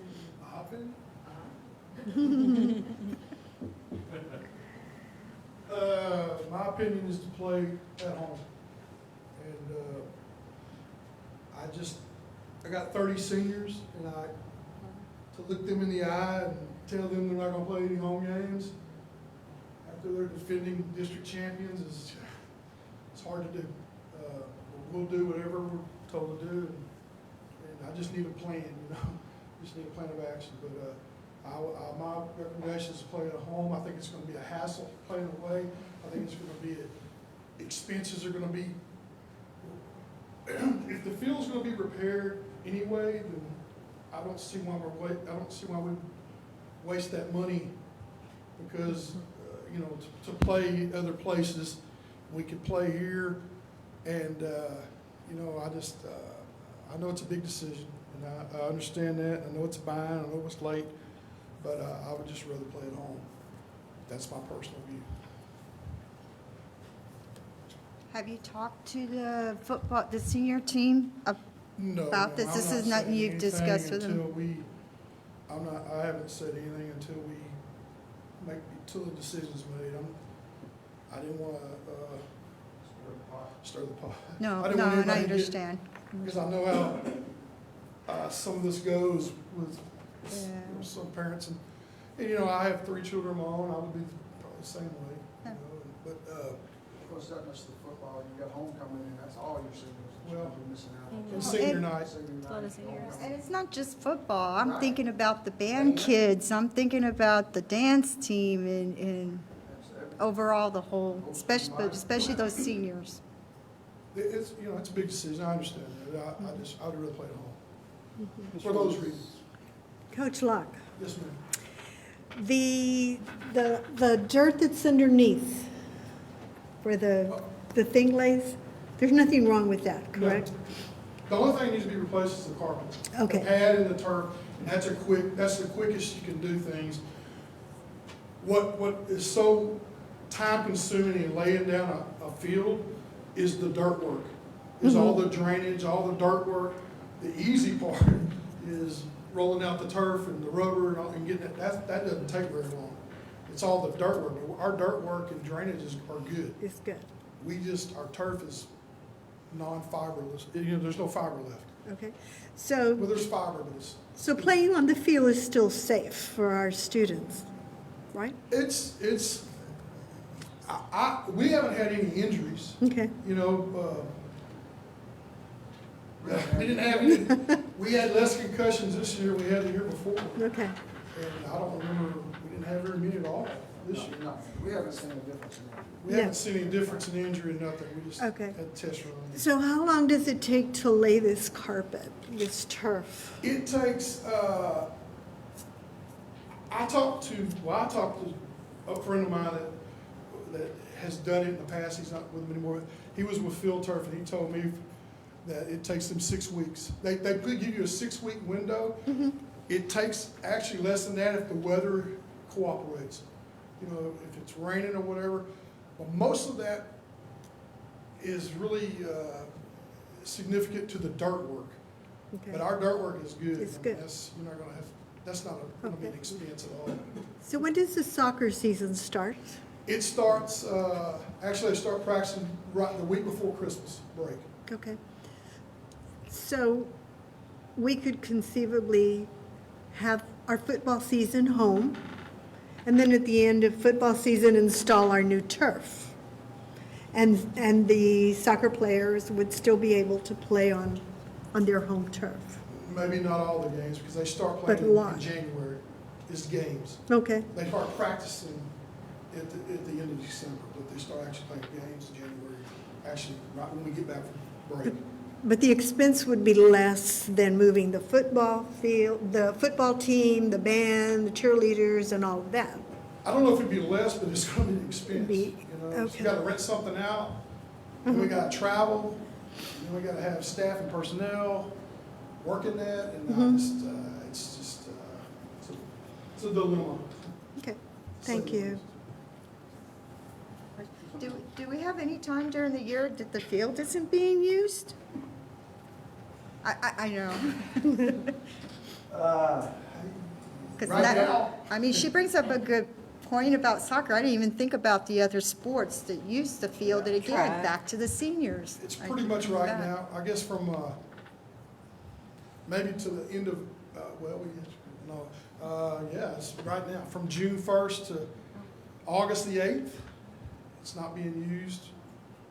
On a consistent basis. We can do without it at that time, because we still have, there is no time during the school year that it is not being used. We go straight from football to soccer, and then track is on it right after that. It's one after the other, and To be honest with you, we do not play a game there until September the 8th. Because we're on the road. We're in Alamo Dome, and then the next week we're in Bastrop, we're in Bastrop, so we don't actually play a varsity game there until September the 8th. So it gives, plenty of time to install it, and we can practice somewhere else. I mean, if that's being installed, I mean, we'll work around that. But, Would, so, Coach Locke, yes, ma'am. and she asked the, kind of the same question that I was gonna go with. So I hear you about all of the underneath, we're good. So, and I'm guessing that you and Coach Vincent has been in talk with individuals in reference to installation timelines? Yes. So have they said, we approve this quickly, correct? Yes, ma'am. Then would you miss the first game? Would you miss maybe no games? Maybe no What are we games. looking at? Maybe no games. Weather permitting. Weather permitting, yeah. Correct. I mean, it's- So I'm let's not say getting Mother into Nature, 96. right, so let's say Mother Nature gives us a rainy month. I don't foresee it, but maybe. So where does that set you back at? And of course, this is just hypothetically, right? Yes, ma'am. We, you know, the 15th one, September 22nd is be the next home game after the September the 8th, because we're on the, it's like home, away, home, you know, it's staggered out, so it would be September the 22nd, the second home game.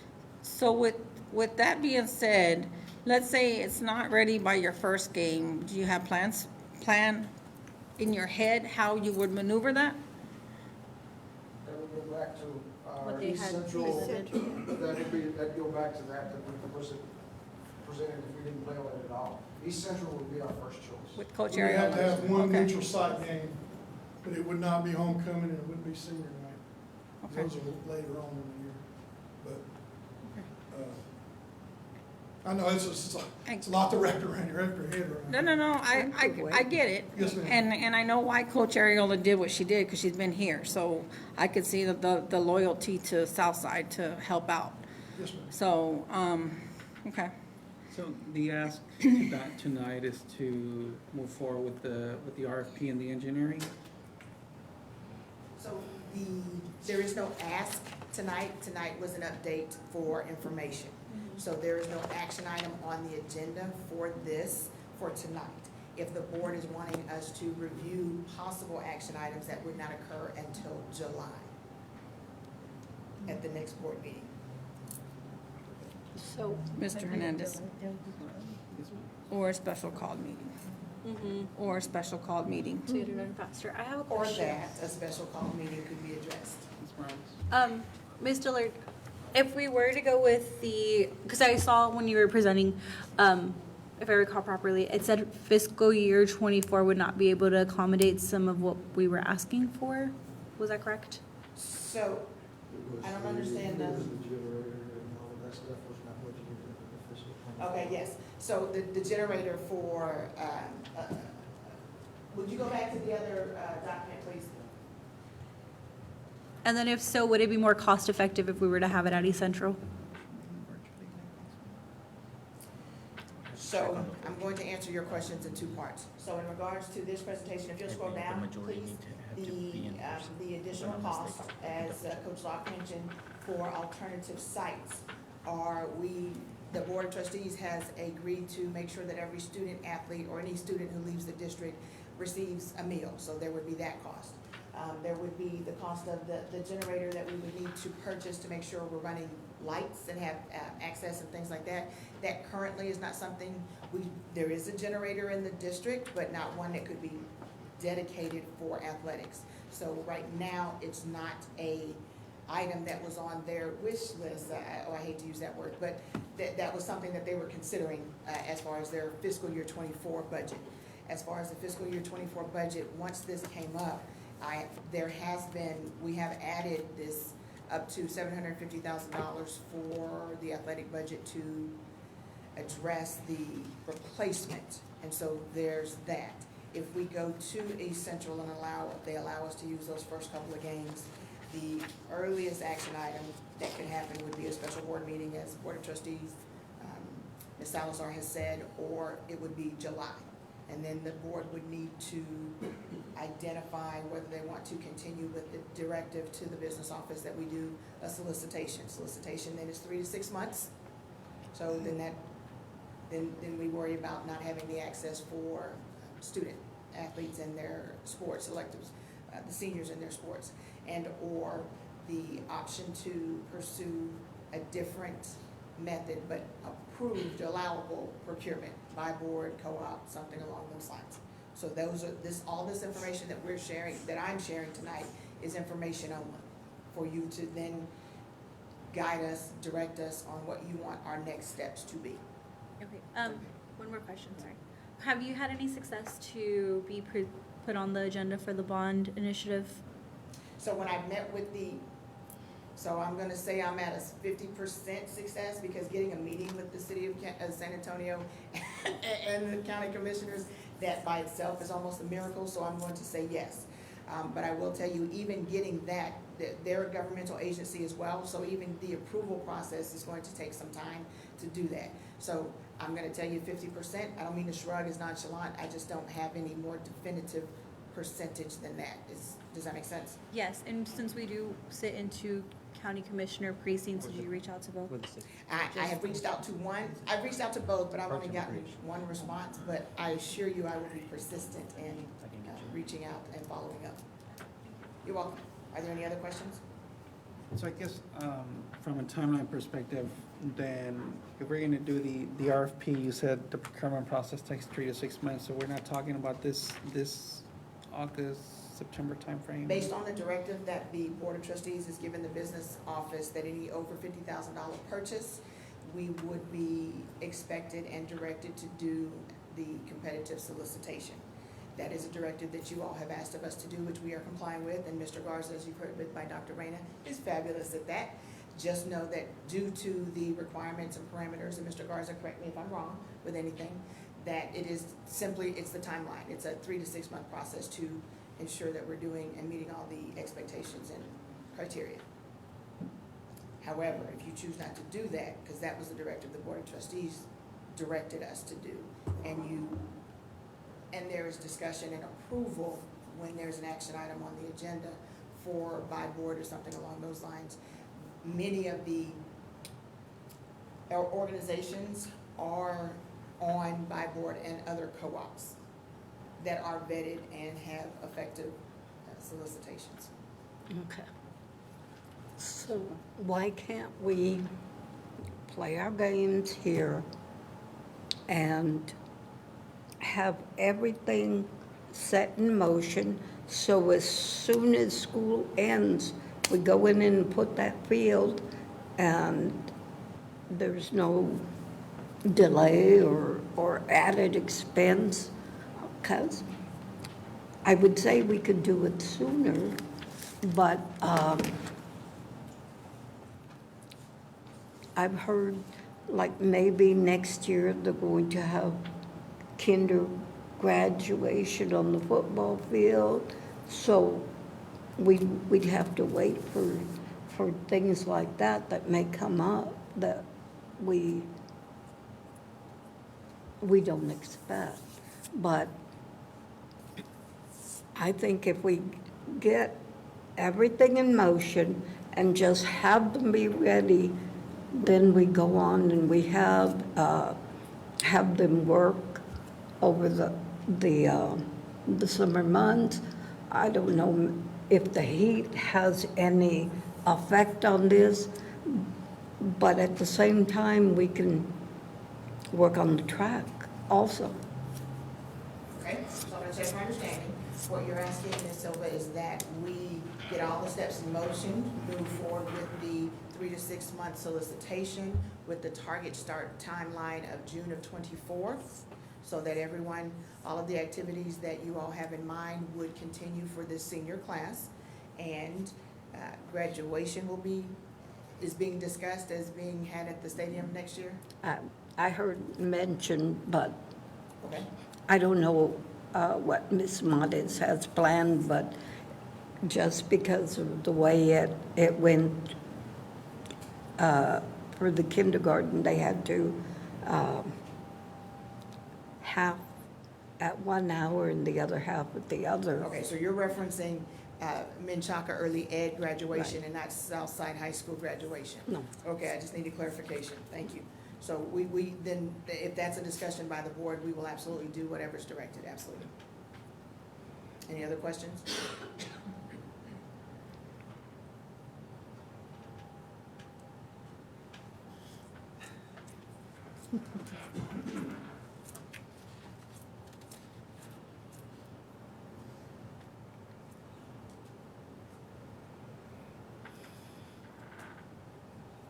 I'm thinking, I'm not ignoring you.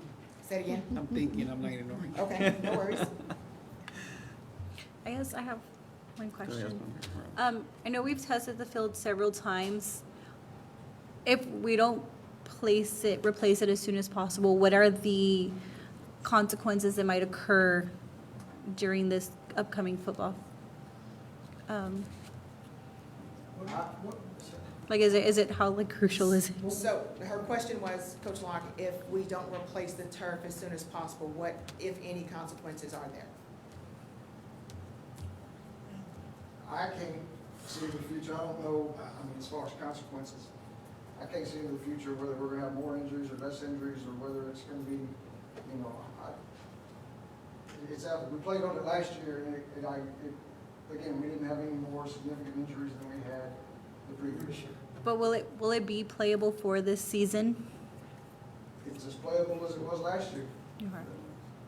So you can confidently say it's the same as it was last year? Yeah. Similar.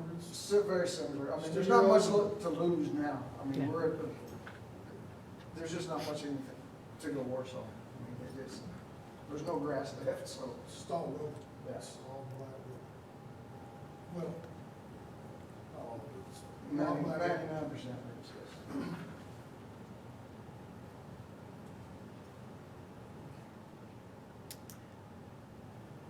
Did we do a field test last year and this year that we can compare it to? Do you recall? I remember seeing it. Do you have that by chance? No? I don't know if they have it there, but it did have an overall passing score. The field has passed the test last year, this year as an overall score. It's when it's broken into the 10 zones. That 5 zones failed 2 out of the 3 tests, but all 10 zones passed at least one of the tests. So last year, it had a passing score. We did not do the breakdown by zones. For all we know, last year it could have been where the 5 zones were already not passing. So this year we did do the breakdown by zone, but overall it did have a passing score. Okay, that's helpful. So, I think I tend to agree with Ms. Silva in that case, and, you know, let's just play it this year, and then, go through it, and let's do it the right way, go through the RFP process, take the time that we need, and then just have a good timeline in place that we're gonna stick to, and plan accordingly. If you plan it ahead of time, then the expense will be less, right? And I think Ms. Silva's on point with that, if y'all would entertain that. So I have a question Yes, ma'am. now.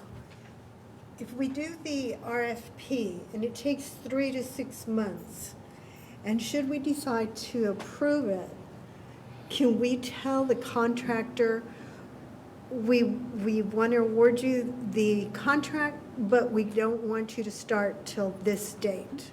Can you do that? And that's to lock in a price so that we don't spend more. So when we advertise an RFP, the proposal due date arrives, and the proposals, the solicitation has language that the vendors have to honor the proposals up to 120 days. After that, the proposals are stale. And so they can be deemed, I guess, again, stale, and we can re-advertise. But we could do a start by date of, it could be a requirement of start of June 1st, 2024, Yes, correct? so we Yeah. do the RFP process, we evaluate the proposals, we score that, identify the highest rank, negotiate, and do the agreement. Then we can, with the board approval, and execute the agreement with the proposed start date. That can be done. Okay. Yes. So we have a little bit of leverage there. So, yeah. Are we in agreement? Ms. Dillard? Yes, sir. Clear? Are you clear on? So, am I hearing you? Yes, I think so. I want to make sure that I'm understanding that you are You've accepted the information. It was satisfactory enough for you to direct us to move forward with the correct processing of solicitation. And then you all will have specific start dates that you would want to have included in this solicitation, or when the identified vendor is brought to you, you'll have a start date that you want to do. Did I summarize that correctly? And then Yes. we'll continue as normal for the current school year. Okay. Or So current status quo for upcoming now. school year. Okay, thank you. Thank you. Moving on, don't go too far, visitor. Moving on to update on the Health Clinic Management Care ATC. You're just trying to get your steps, that's it.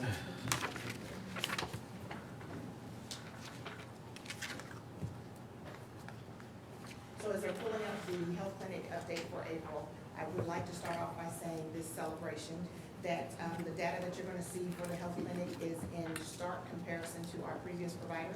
Our previous provider data that we had, which was limited, showed that we only had 8 visitors per quarter. That's a 3-month, 90-day window for any period of time for our previous provider. So when you look through your presentation, you will see that we actually are, for the month of April, we had 70 visits. So I'm gonna scroll through.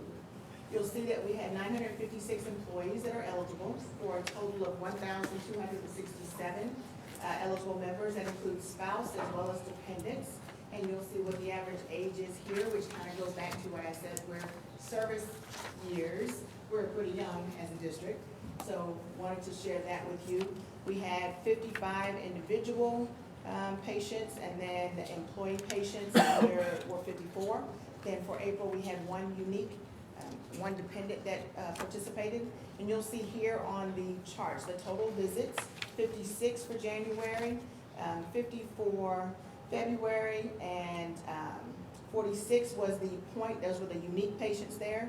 But overall, 78 total visits in January, 65 in February, 76 in March, and 70 in April. So I go back to share with you that our previous provider we were only averaging 8 visits per quarter, which is every 30 days, and we've already significantly exceeded that.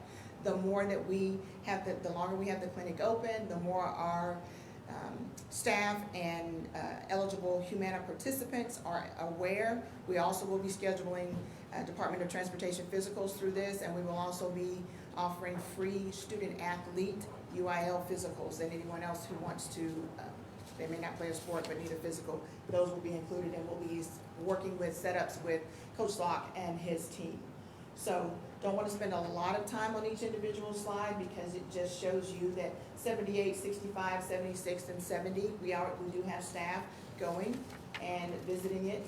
We've had a 9% overall no-show rate, but staff has been able to use the Care ATC app. They've been able to do phone calls, and they've been able to do walk-ins. If the hours are the same, 7 a.m. to 4 p.m. Monday through Thursday, and they're open from 8 to noon on Friday. And then you will see appointments by time and day of the week. So Mondays are heavy, Wednesdays are heavy, Thursday and Fridays are heavy with 14. But overall, our staff is reporting positive testimonials, which we'll get to the very last slide here. So wanted to share the acute care, and it's been very helpful for some of our staff who needed to have immediate or acute care. Chronic illnesses are going to be asthma, they're going to be allergies and various different things like that, and the ability to go over and get over-the-counter medicines since the nearest pharmacy is not close. That is a bonus, benefit and a bonus. They do referrals in regards to that, because if you need to see the gastroenterologist or you need to have an x-ray or an ultrasound, they do refer you because they are part of our Humana system. CARES are chronic disease that I referenced here: asthma, diabetes, obesity, hypertension, hyperlipidemia, which is cholesterol, and then spouse information here, what we have in regards to that. And then I'm going to move kind of quickly here to our member survey with the testimonials. Always want to start and end with a positive. So you'll see here that the positive reviews and the surveys after each visit, this is what Care ATC is sharing with us, that our staff is sharing with them. have had nothing but positive feedback. Any adjustments or something that I would consider would be neutral, we've been able to share with CARE ATC and make adjustments and move forward. So overall, the CARE ATC clinic is being successful. We are coming to the end of the first year. October is when the renewal will happen. And so if there are concerns or questions that the board has, this board meeting would be the time to share it so that we can adjust or maintain moving forward. Are there any questions? Any questions? How do you feel about the clinic being here and all the things that it's incorporated for you? So overall. It's a loaded question, I'm sorry. Yes, I anticipate challenging questions coming from you, Ms. Salazar, but that was not one I anticipated. So from a clinic perspective for the support and the, because this is a retention, this is a recruiting tool, because a lot of school districts do not have that, especially here in Bexar County. So from the standpoint of recruiting, retention, staff wellness, the fact that we have the ability to have our students get their physicals at no cost and it's convenient, it's a win. The overall transition of making sure it's tailored to meet the high excellent goals and objectives and achievement that we're wanting to do, I will just say is time consuming. It is worth the time. It is also worth the effort to ensure our providers, not just CARE ATC, but all of our medical products understand that while we are a organization, we do put our staff and community first, and so we want to make sure that that is always their priority. So I say that to say it is a growth mindset, and we're moving forward, because gone are the days that outside vendors have the ability to just assume they can do the bare minimum. We have a standard of excellence, and we are holding all of them accountable, but that takes a concerted effort from purchasing to payroll to our benefits coordinator, Ms. Lopez. And so it is a team effort. It is a challenge, but it is absolutely worth the challenge to meet the needs and to have these positive comments. Thank you. Any other questions? Have we gotten any feedback from the staff of the clinic, what their thoughts are about us? The clinic, the district. So I didn't know where you were going with that. So yes, and this is staff feedback. So anytime that they go to the doctor or No, to the reverse of that. The district, the clinic staff about the district. Yes, we received feedback in regards to that. Is there an extension to that question or? No. Okay, so yes, we've received feedback from the clinic staff. Overall, has been positive from them as well. There, of course, we're human, and so there are times where we behave human, and so we are working through those, if that makes sense. No. Okay, so to clarify, that when you are dealing, we are not dealing with widgets in the same way we're not dealing with widgets in a school district. So are there times where when someone's not feeling good, they don't necessarily respond well, and then the people are human and respond in kind, but those comments have been few and far between. I don't want to paint this rosy picture that there are nothing that we can't improve on. Just know that we are working on it, and it is a fabulous collaboration. So I go over and visit. If they have concerns, they have my cell phone number and can come over and visit, and then we work out all of the problems. And Sharon Cardenas, my secretary, but the business office secretary is fabulous at translating to make sure that we're getting their needs met. But other than that, we have not had any negative comment, if that was what your intent of the question was. It was not just comments in general, but Okay. my next question is just in regards to their business, right? They are a business. And so does this model make business sense for them to continue to provide the service for our team here? So for them, it makes business sense for them, absolutely, because the way the actual contract works is that there's a set fee based on the number of employees who are participating. Because so the district has agreed to, based on the RFP, pay a dollar amount per employee per month, whether they use the clinic or not. So my challenge here and influence and persistence is to help them maximize their marketing so that we can increase the traffic there. Granted, research shows that most businesses aren't profitable for 3 years. So, but for this model, it makes sense for the vendor. What makes more sense for us is that we are actively monitoring any pass-through costs that they have for that, and if something comes in and it doesn't look like it's for Southside or it's a repeat, then I don't pay it. And then if there's something that we are negotiating in regards to, for example, the staff member had just recently passed the occupational health test, and so in the meantime, Mr. Berlanga and his transportation department needed to schedule their physicals. And so while that's supposed to be a free service here, we were unable to do that, and he had to go out, Mr. Berlanga had to go out to another vendor. So what makes sense for the district is for me to tell the vendor that we need to negotiate the difference of the cost that we expensed here that we're also paying here. So it is business sense for both, because they now have access to people referring, because they get word of mouth, and this is their second clinic in the Bexar County area. It will make more sense for them when we increase the foot traffic and the visits. Perfect. Thank you. You're Any welcome. other questions? Ms. Morales? Mr. Laird, it's comforting to see the numbers grow. I know when we had the predecessor and they had gave us the numbers. Yes, very much so, and we only had, I believe, was maybe 30 in the course of a quarter. So hearing 70 in 1 month, it's nice to see the growth and the communication between the clinic. Okay, good, I'm glad. Are there any other questions? No. Thank you, Mr. You're welcome.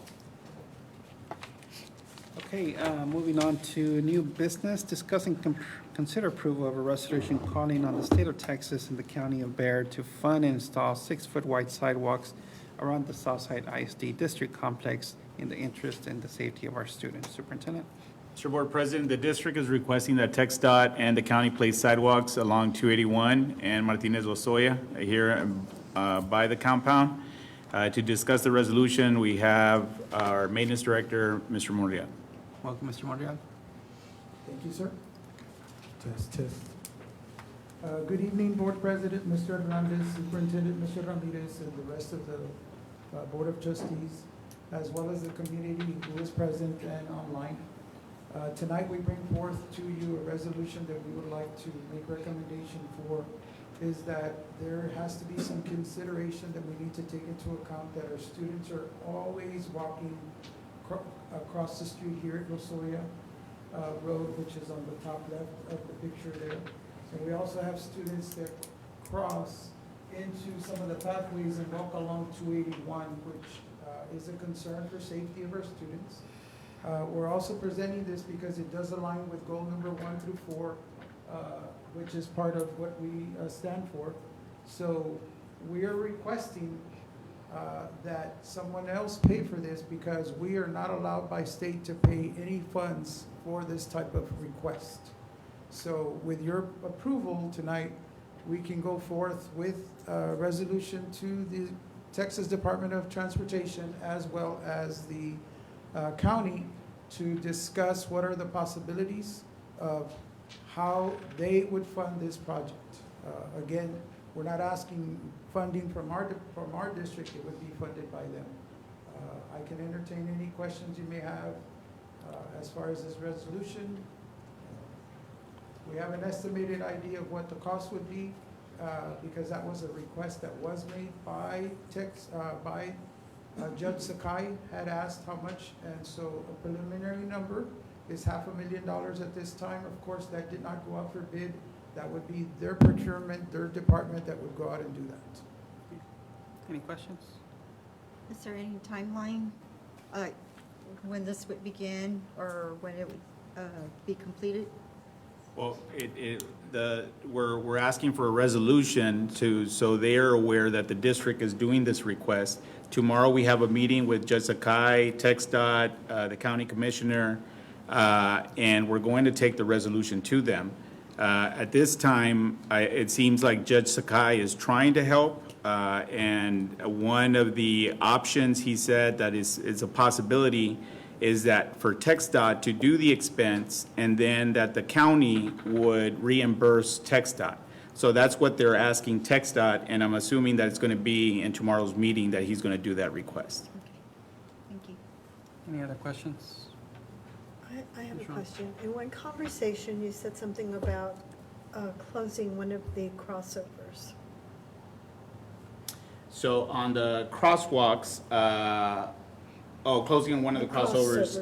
Yes, TxDOT is saying that they have plans to close some of the crossovers. Apparently, I think their data is showing that there's been a couple of accidents. So they informed the district that they were going to do this project where some of the crossovers would be closed, and they would have to come all the way to the light. So that's something that they're already in plans to do. And they had a meeting with us, and they informed us that that was the plan. Is one of the crossovers at ACES by any chance? Yeah, that is, it is. If That going is- through the ACES, yes. Okay, good. Any other questions?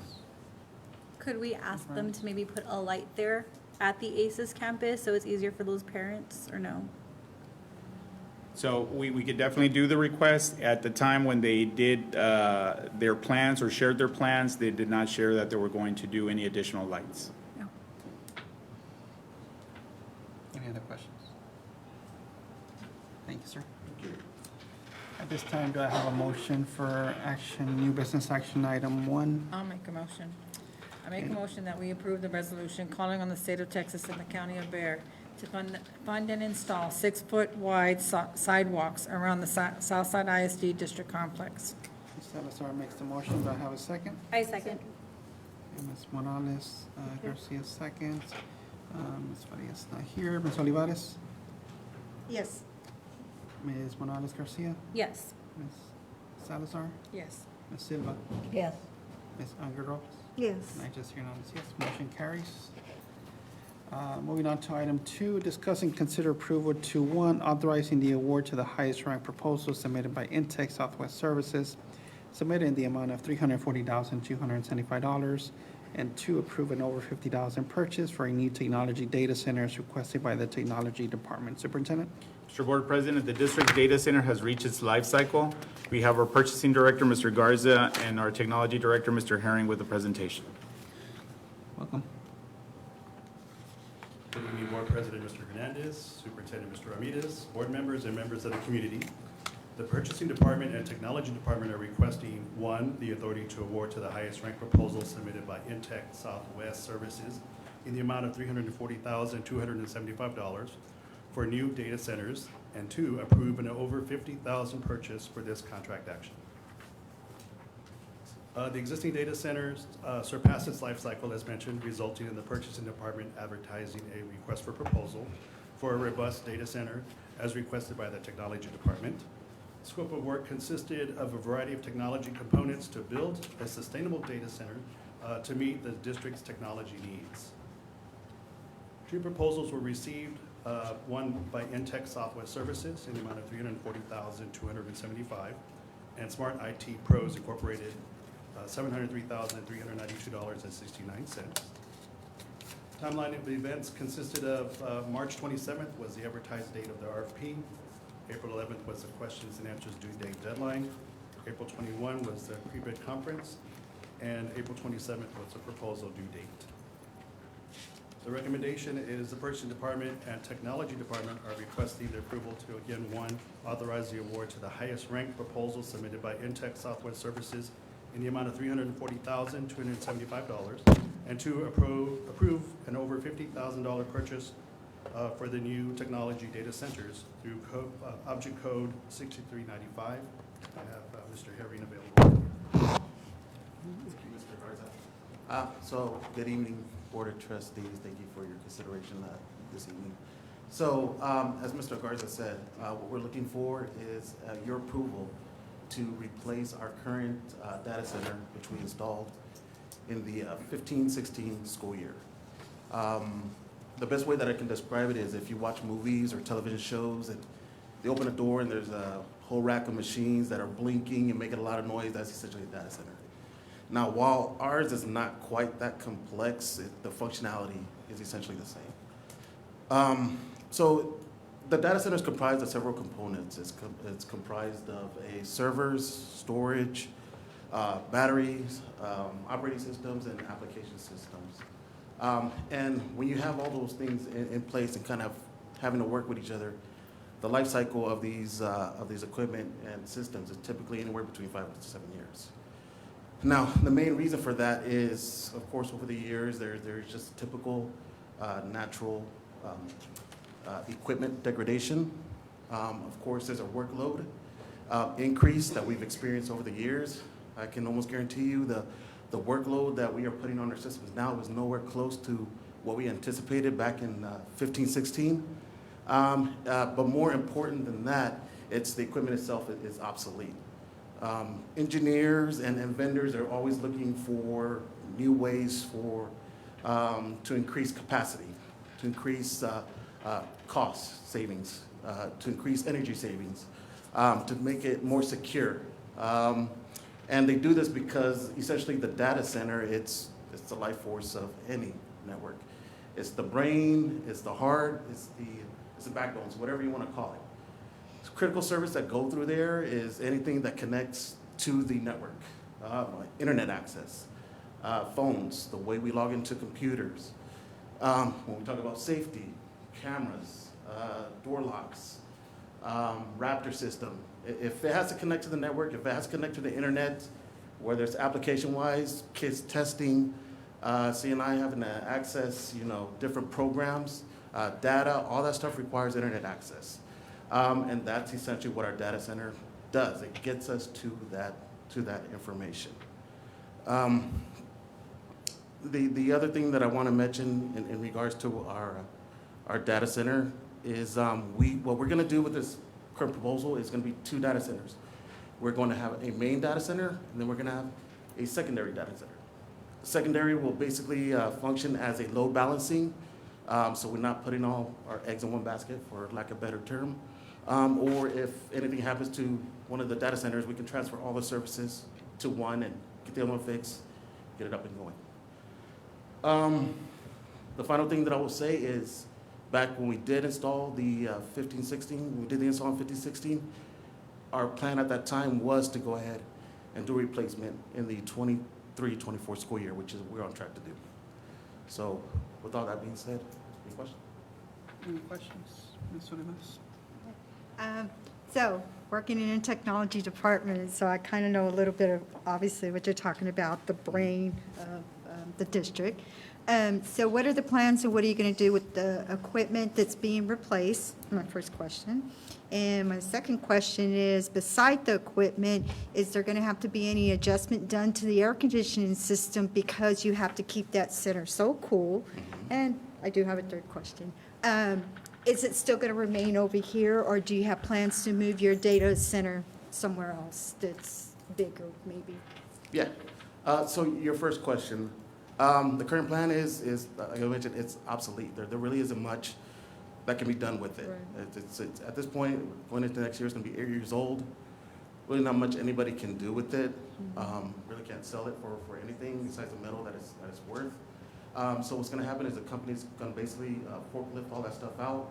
They're going to erase the data, get rid of anything that may be sensitive on there, send a certificate of destruction, and they'll be the one to dispose of the equipment. The company, whatever company you decide, they're going to be the ones to, you don't have to get another company to do that? Yeah. Okay. They'll be the ones who do that. I'm sorry, what was yours? Oh, no. The company that we would be, whatever company, the company you're going to go with, they're the ones that are going to do all the cleaning of the data? Correct. Okay. They'll be the ones to do that. I'm sorry, what was your second question again? Oh, the location and cooling. Well, the location, but I was asking about the air conditioning, because I know that plays a big role, especially with you're getting a bigger, more advanced data center. Yeah, so it is in our plans to build a more efficient data center. The cost of that is almost comparable to what we're seeking right now. That is in our future plans. We do have that to consider for the next few years. It's something that I've been in discussion with Mr. Ramirez about putting it in a true data center. Right now, the room that it's located in, it's essentially a room with a little air conditioner in there, and a battery in there. But we are looking for, when we do move it, we are gonna put in a room that's more conducive to the environment that requires, that this equipment will require. And so we're hoping to accomplish that here within the next few years. And that's something that we're also gonna have to bring to you guys, because the expense is pretty intense.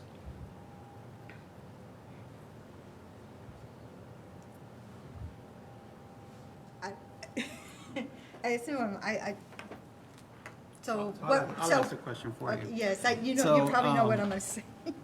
I guess if we're gonna invest, you know, Yes. so much money now, I guess the question would be, why not do it right and do it with everything that we need? Thank you. To make sure, I mean, because with everything going on with ransomware and all those different things, right? And then, so that's one big concern, and that was gonna be one of my questions, but my bigger question now is what happens if the AC goes out and the systems fail because we didn't have the proper AC system, right? So, I think I've mentioned it in the past, you know, bring it, right, and then let us decide if it's something that we should or not, you know, don't shy away from bringing it just because it's an expensive item. If it's the right thing to do, you know, I say bring it, right, and let us have the discussion and figure out where, I mean, y'all have done a fantastic job, as was evident by the budget being balanced right after thinking that we're gonna be in a shortfall there, and it's been balanced, and so we wanna make sure that we're protecting the data because it's critical data for our students, so those will be my comments. I know for me, I'm very much into the data world with my job and working with computers, so I know how important it is. I also know how important it is for the school district and the security also. So, I mean, to me, my thought is, why don't we just go for it? Do it right, and then Yeah. the other part I would add to that is the redundancy. Is that gonna be off-site, right? At a different location, so that we have that redundancy, you know, all major corporations, and I consider our CEO to be a CEO of a major corporation, right? And we need to have redundancy somewhere where we can quickly recover, right, of anything that might occur, right? 'Cause there's a lot of bad people in the world. Right. If there's anything I'm afraid of, it's those people. Yeah. Any other questions? I do Ms. have Ramos? one. The 340, does that include replacing all the equipment on campuses as well? No, it's just pretty much a data center. Just the data center? Correct. Okay. So if I may, just a point of clarification, Mr. Herring, as far as the request, the AC, has the AC been an issue since the installation of the current data center? So a couple of years ago, working with Mr. Monreal, we did replace the AC that was in there. We put in a new unit, new condenser, all that stuff was completely ripped out, and we put in a brand new one. So the current unit in there is less than 2 years old. So it's not old at all, and we really haven't had any issues since that install. If I may, sir. So would it be an issue as far as, you know, having the ideal location as far as moving forward this year with the current system? Would that be an issue? It will not be an issue. Like I said, the equipment, it runs more efficiently. It doesn't put off the amount of heat that the current equipment puts out. Even though the capacity is a lot better than what our current system is. Can I ask a question in reference to that? So, my prior job, again, we worked in the technology department, I watched them go where they replaced their whole system. One of the things that I did see them do in reference to the air conditioner is that the company came in and they lined the walls and the ceiling to keep the moisture out and also keep it cooler. Is this something that's gonna happen in that room when this happens?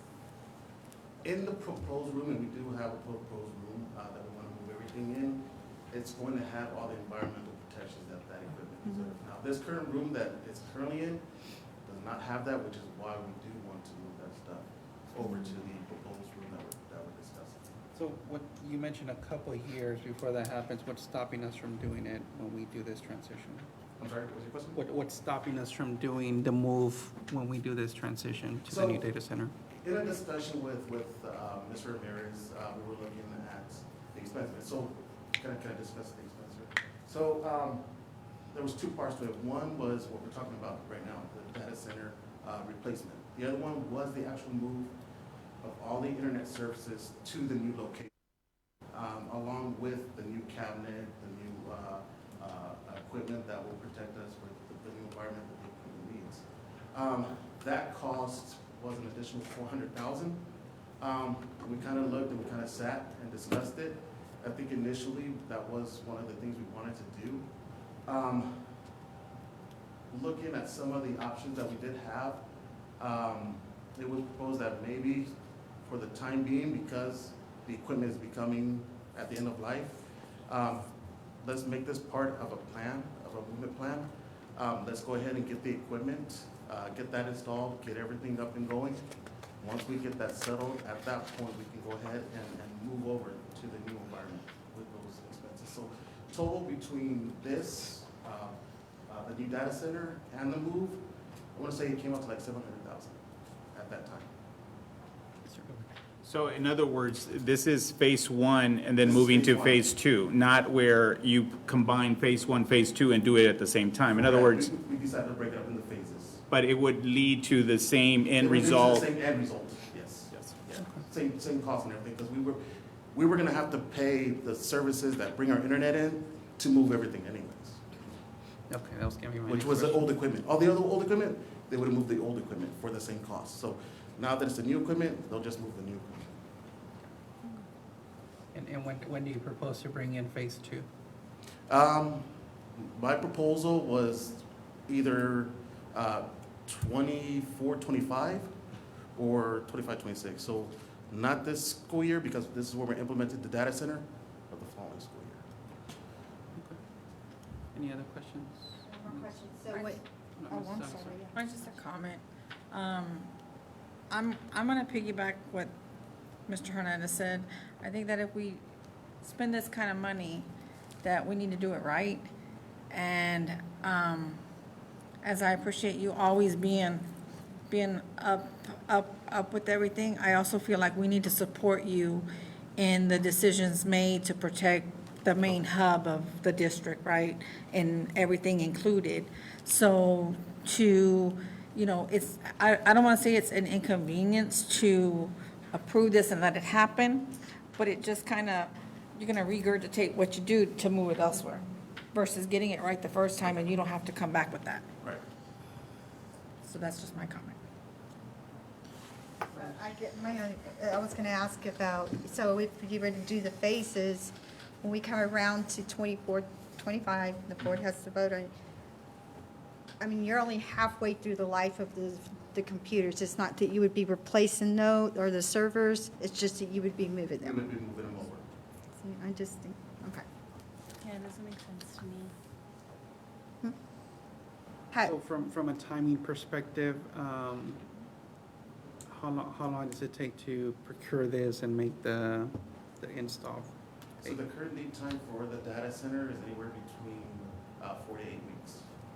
4 to 8 weeks, so that puts us July, August, so you're already in the school year anyways, right? And then if we were to be, let's say we said proposals are good for 120 days? So if we sit on this for another month and give you some time to go put another proposal together on doing a full bundle, then we would still have time with this proposal, right? Correct. Is that what we're thinking?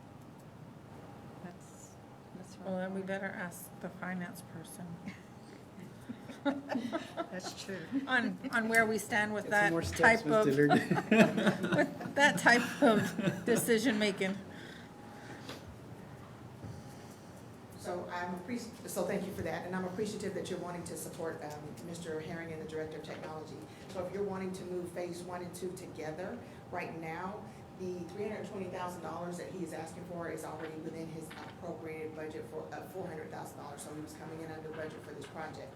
But for a phase 1 and 2 combined, the decision would have to be made to, at this moment, fund balance, because it wasn't appropriated or budgeted for phase one and phase two together. Or you decide as a board that you want to give him authorization to do that, and we move forward with earmarking dollars for that phase two as of 9/1. Okay, sure. Okay. So now I'm going to turn and ask, what's the difference, what's the cost for phase two, an additional $400,000? Correct. So if the board chooses to do that, because that, at the moment, the action item is to approve this one. So we would need to come back in July when he has an action item to do phase two, where you all, as a board, identify you want committed funds or how you want to proceed, so he can start 9/1. I think what I would like to do is maybe we bench this item, or table this item, sorry. That's okay. Table this item until the July meeting, and at the July meeting, come back with a new proposal that's all inclusive of making the move and the installation of work. And I would also just add, don't forget the security aspect of it, right? That's big, right? Make sure that's included, and we have all the security aspect and the data center and everything that involves it, and then the not only the cyber but the physical security as well. Yes, sir. Any other questions or comments? So are you making a motion? I'll second. So make a motion to, yes, I just can't see. That's okay. My eyes are, okay, so I'll go ahead and make the motion that we table this item as discussed and bring it forth in the July trustee meeting, or board meeting. And I'll second. Okay. I just Hernandez make the motion, Ms. Salazar seconds. Okay, Ms. Olivares, Yes. Ms. Morales Garcia, Aye. Ms. Salazar, Aye. Ms. Silva, Yes. Ms. Angre Robles, Aye. and I just Hernandez, yes. Motion carries, and thank you so much.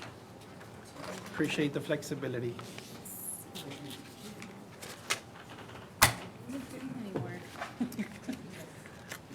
you. Okay, at this time, the board will adjourn to a closed meeting in accordance with Texas Open Meetings Act, Texas Government Code 551.071 and 551.074 to consider the following. Texas Government Code 551.074, consider and discuss the superintendent's contracts, roles, and responsibilities. The time is now 8:03 p.m., and we are in closed session.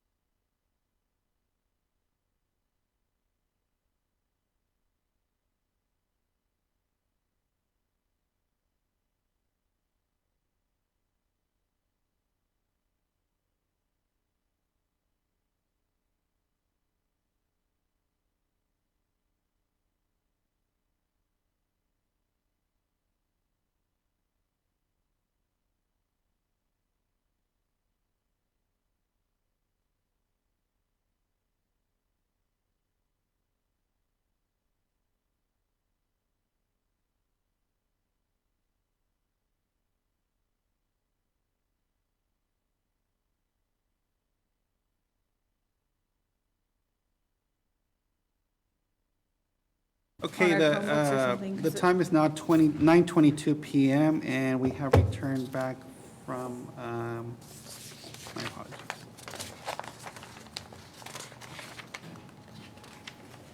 It left out. Okay, so the time is now 9:22 PM, and we are back from closed session. At this time,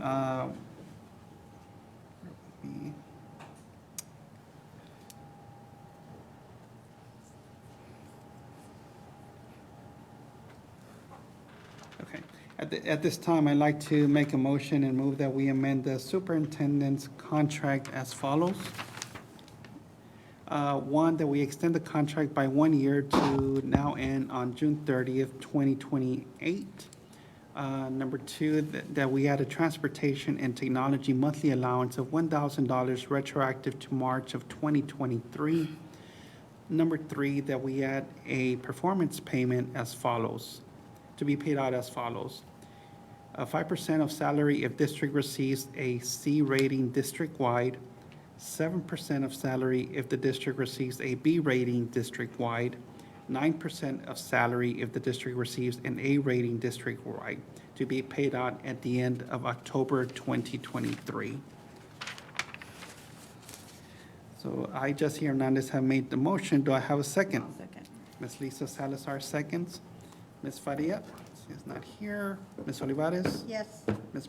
Morales Garcia? Yes. Ms. Salazar? Yes. Ms. Silva? Yes. Ms. Anger Robles? Yes. And I, Jesse Hernandez, yes. Motion carries. Congratulations, Mr. Ramirez. Thank you. Thank you. At this time, we will move on to our next item, which is presentation on Robert's Rules of Order. And for that, we have Mr. Tony Resendez from Wash Gallegos. Welcome, Mr. Resendez. Good evening, everyone. Everybody hear me okay? Yes.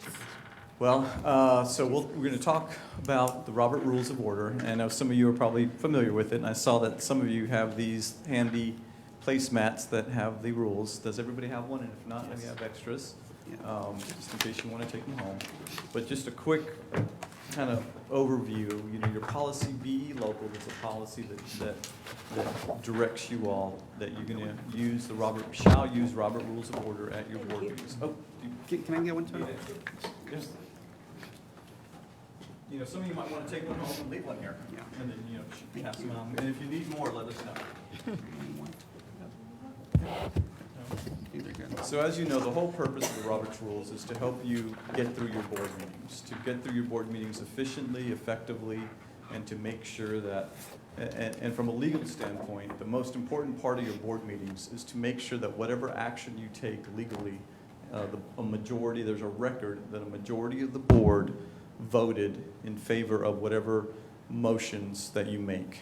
And a majority of the board is actually what the law says, that's not in the Roberts Rules, it's actually an Attorney General opinion, a majority of those that are present and that actually vote. Because there are times where board members abstain.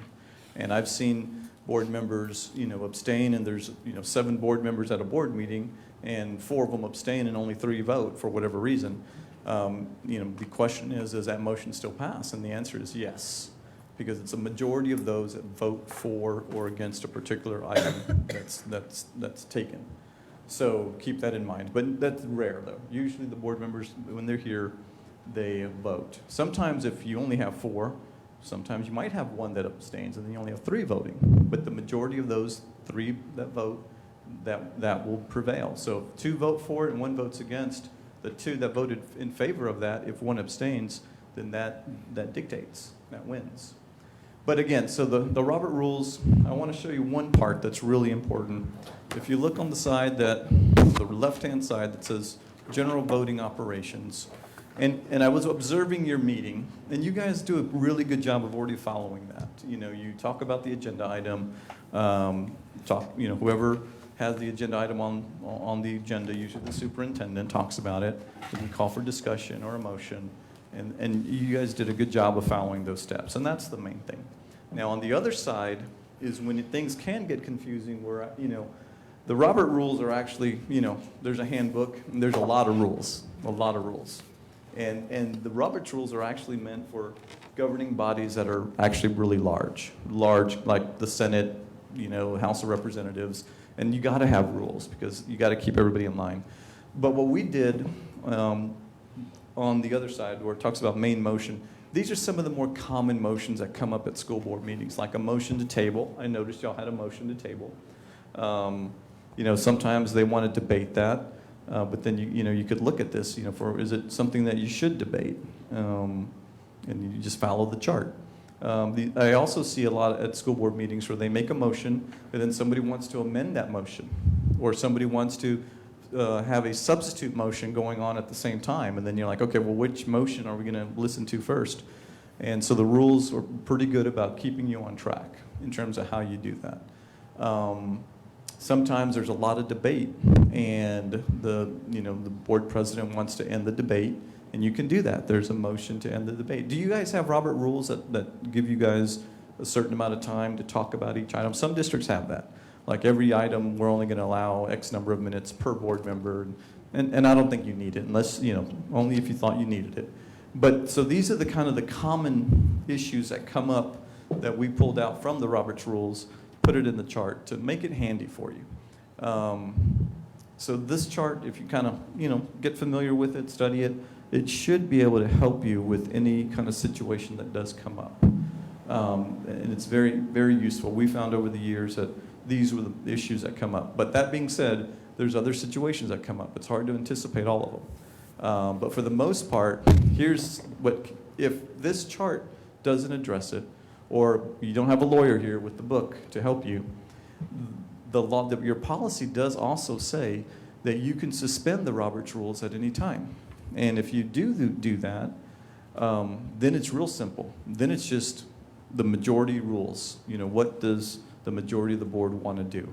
And then that's where you just kind of fall back to, okay, we have all these motions, you just have to kind of usually pick the first motion that you have, that the first person made. First motion is the one you listen to, and if that passes, then you're good.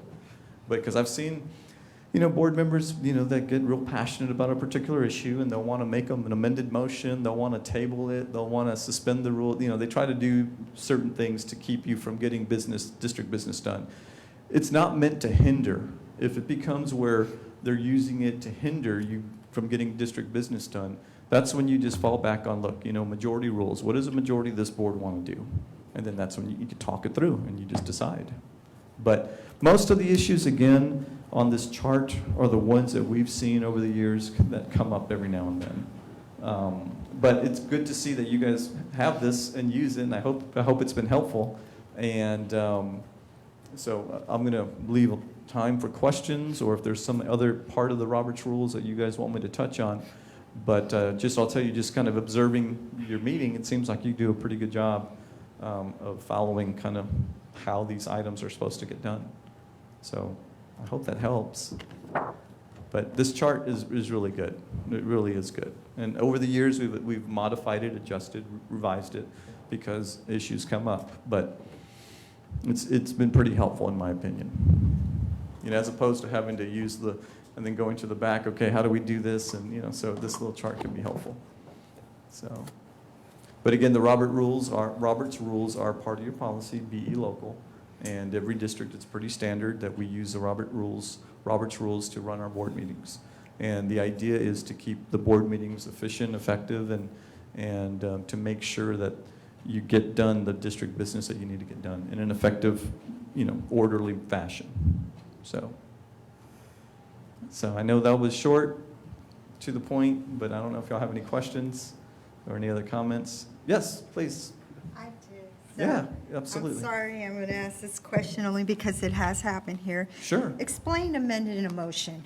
Okay. When can that be used? How can it be used? Can you go in a little Sure. bit more depth on that? Sure.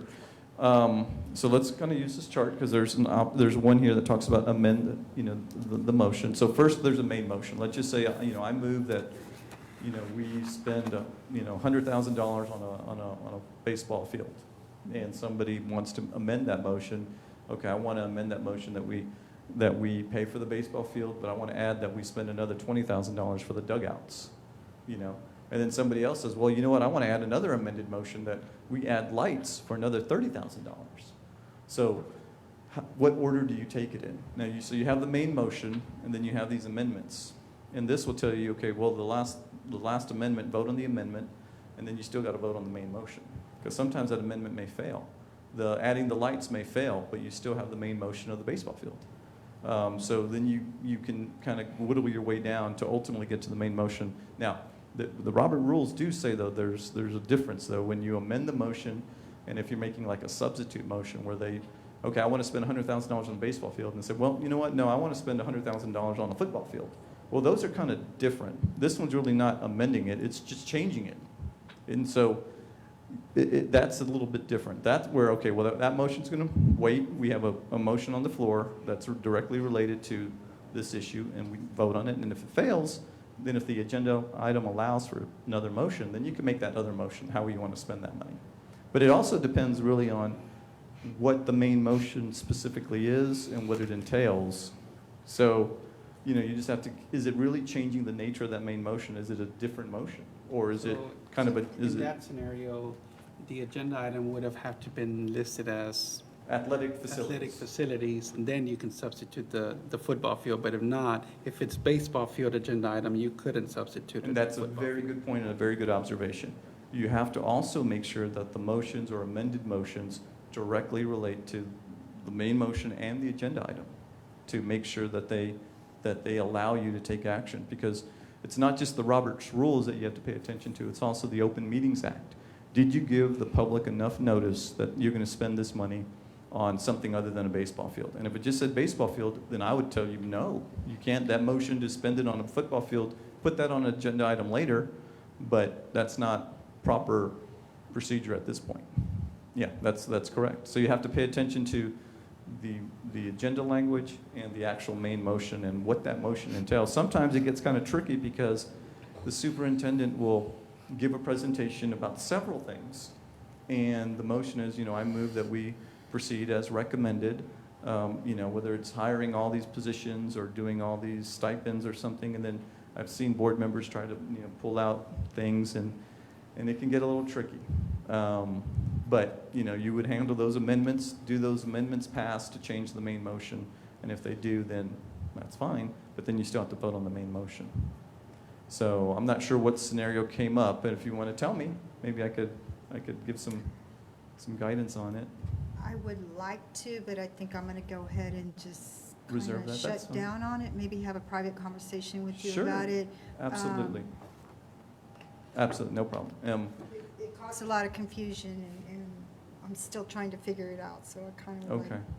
I'll just discuss it with you. Absolutely. And sometimes I will tell you it does get confusing, because even though we try to make it short and sweet, even our scenarios and motions don't always fit what's actually going on. So it does happen. So yeah, just you could reach out to me. I just want to get better clarity. It's not to change anything. I'm happy with everything. It's just, it was a little confusing, so Sure. I just wanted for me to understand it better.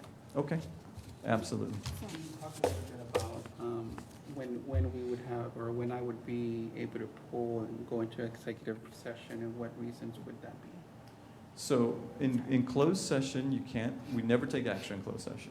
However, you can voice your opinion about something. You can tell, Mr. Superintendent, if you're going to recommend that we do, let's just say it has to do with safety and security, because that's something you would go into closed session. Or let's make it real estate. Let's just, Mr. Superintendent, if you recommend that we purchase that lot, I'm going to support that. You can literally say those words in closed session, that I'm not going to vote for you, or you could say, yeah, I'm going to vote for it, but you're not voting back there.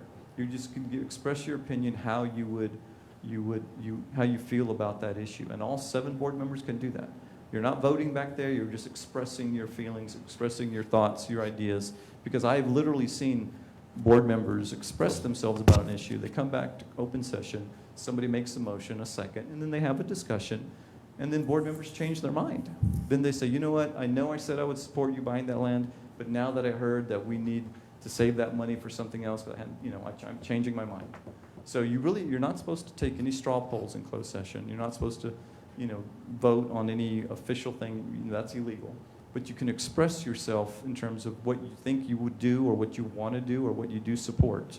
And then ultimately, though, when you come back and open, that's when it officially counts. And you can change your mind. I've seen it happen. I've literally seen it happen. And there's nothing wrong with that. And here's the other thing. In closed session, I've seen some board members kind of want to force other board members, hey, well, what do you think? What are you going to do? What are you going to do? And it's up, you're an individual, you could say, I don't know. I'm not sure. When I get to the table, whatever motion is made, I'll decide then. And that's okay too. Does that make sense? Because sometimes there are issues that, board members aren't sure about. When you talk about it in closed session, you come back and open, depends on what motion's made, depends on how the rest of the team feels. But you can definitely, in closed session, get their overall feeling or thoughts or ideas about whatever issue that you guys are talking about, for sure. Does that help? It does. Thank you. Yeah. So does Mr. Hernandez, is he the only one who can call for a closed session? Or like at any time, could any of us board members say, hey, can we go behind closed sessions and discuss this? Good question. So your agenda will usually, as you know, standard, you have your closed session items. But sometimes there might be an item that you want to go into closed session for whatever reason. So a couple things.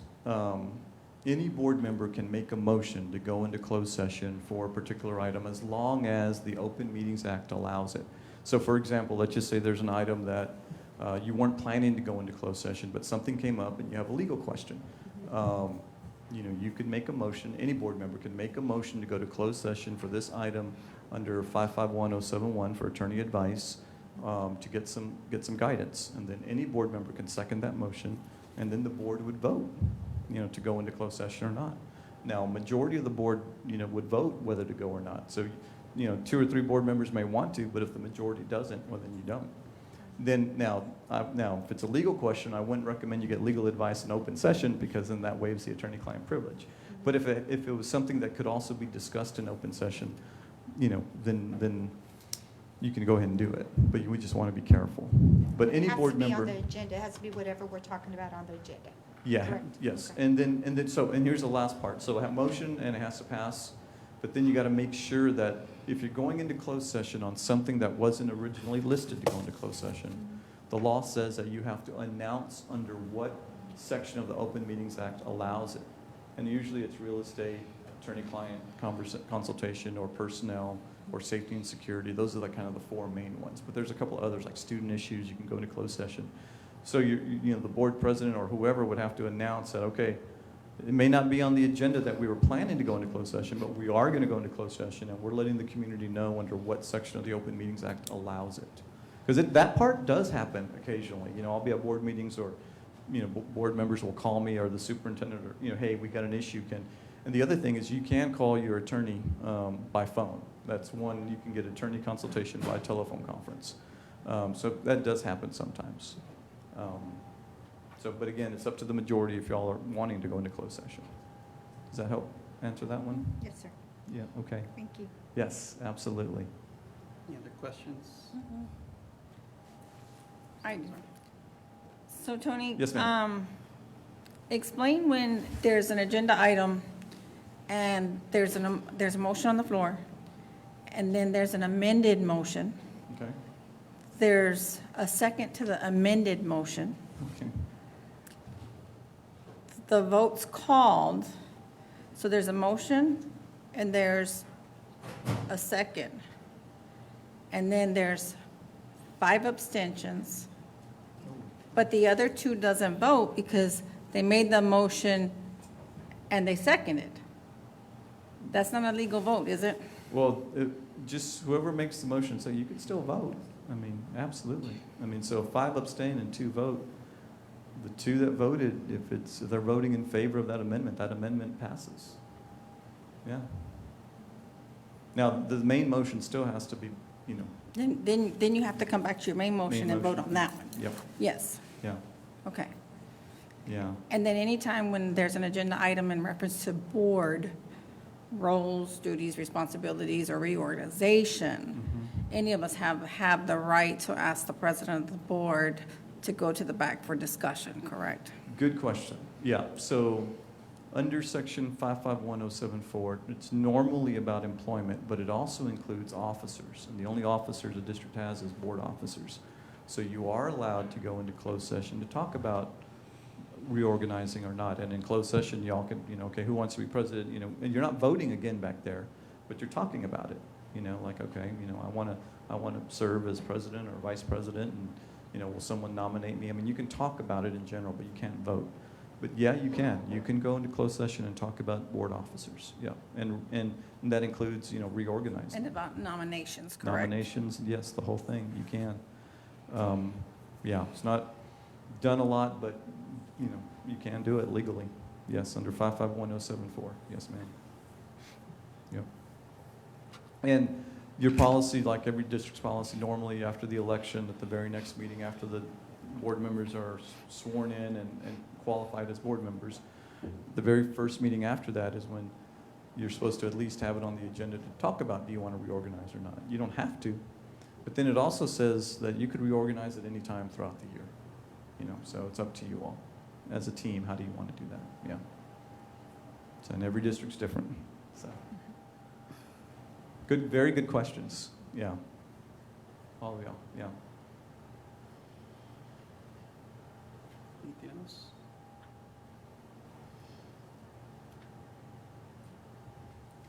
So, yeah, so the rules are meant to help.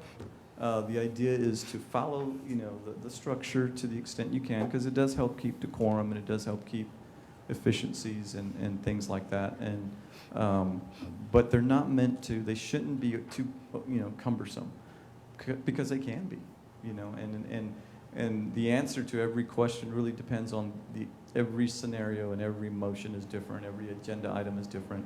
So, you do the best you can, and then, call me.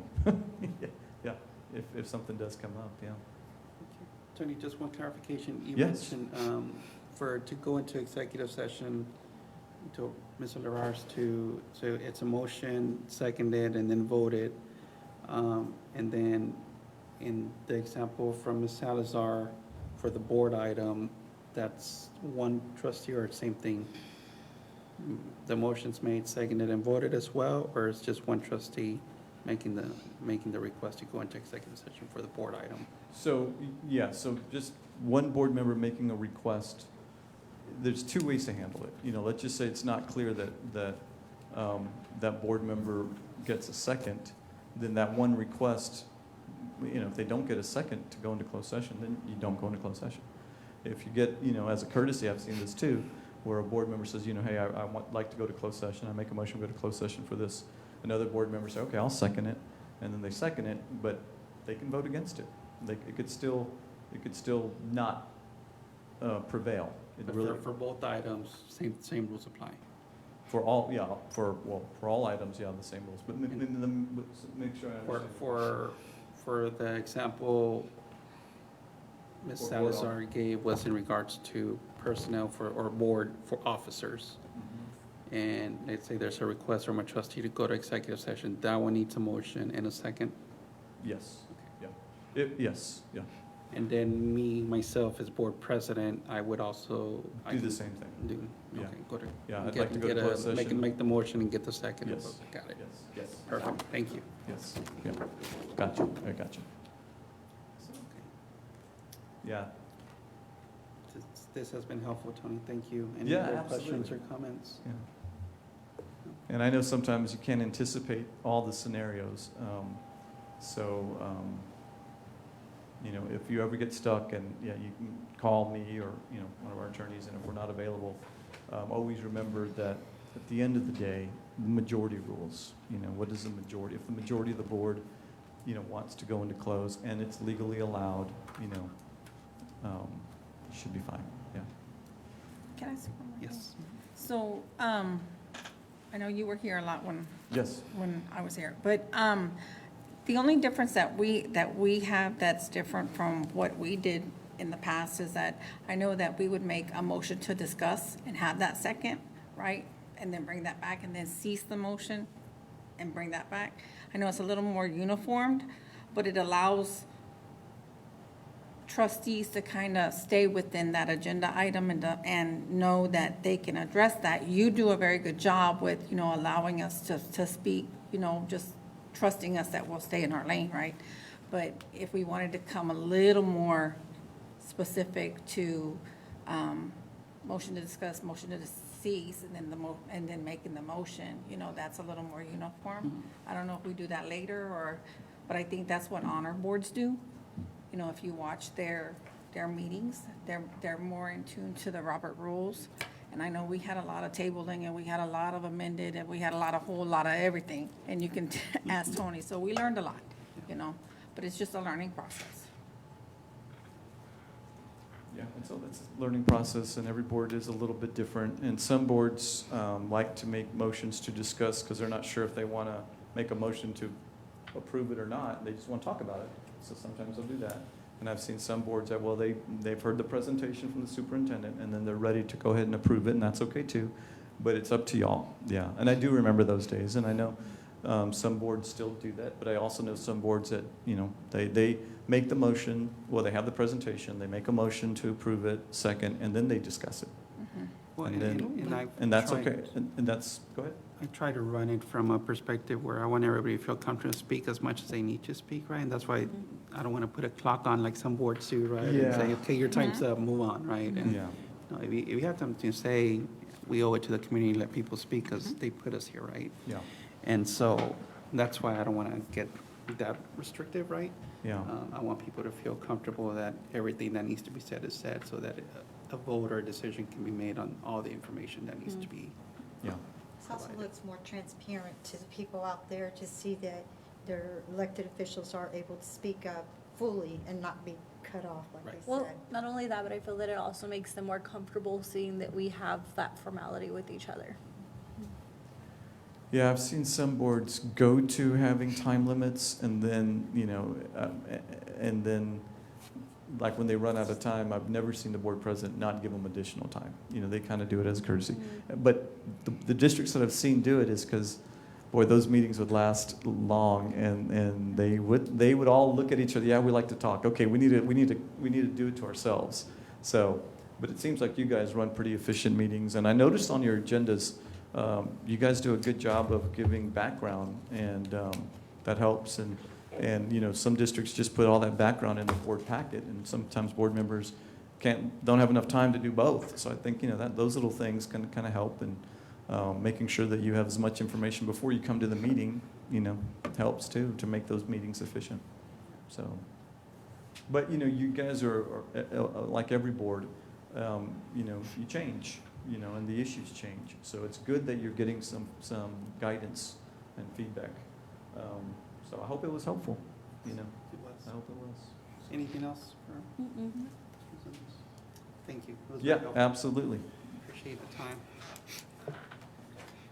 Okay, at this time, do I have a motion to adjourn? I make a motion to adjourn. Okay. Sorry, who seconded? Brenda. It doesn't matter, whichever. Brenda. Okay, Ms. Morales makes a motion, Ms. Hilario seconds. All in favor, say aye. Aye. Aye.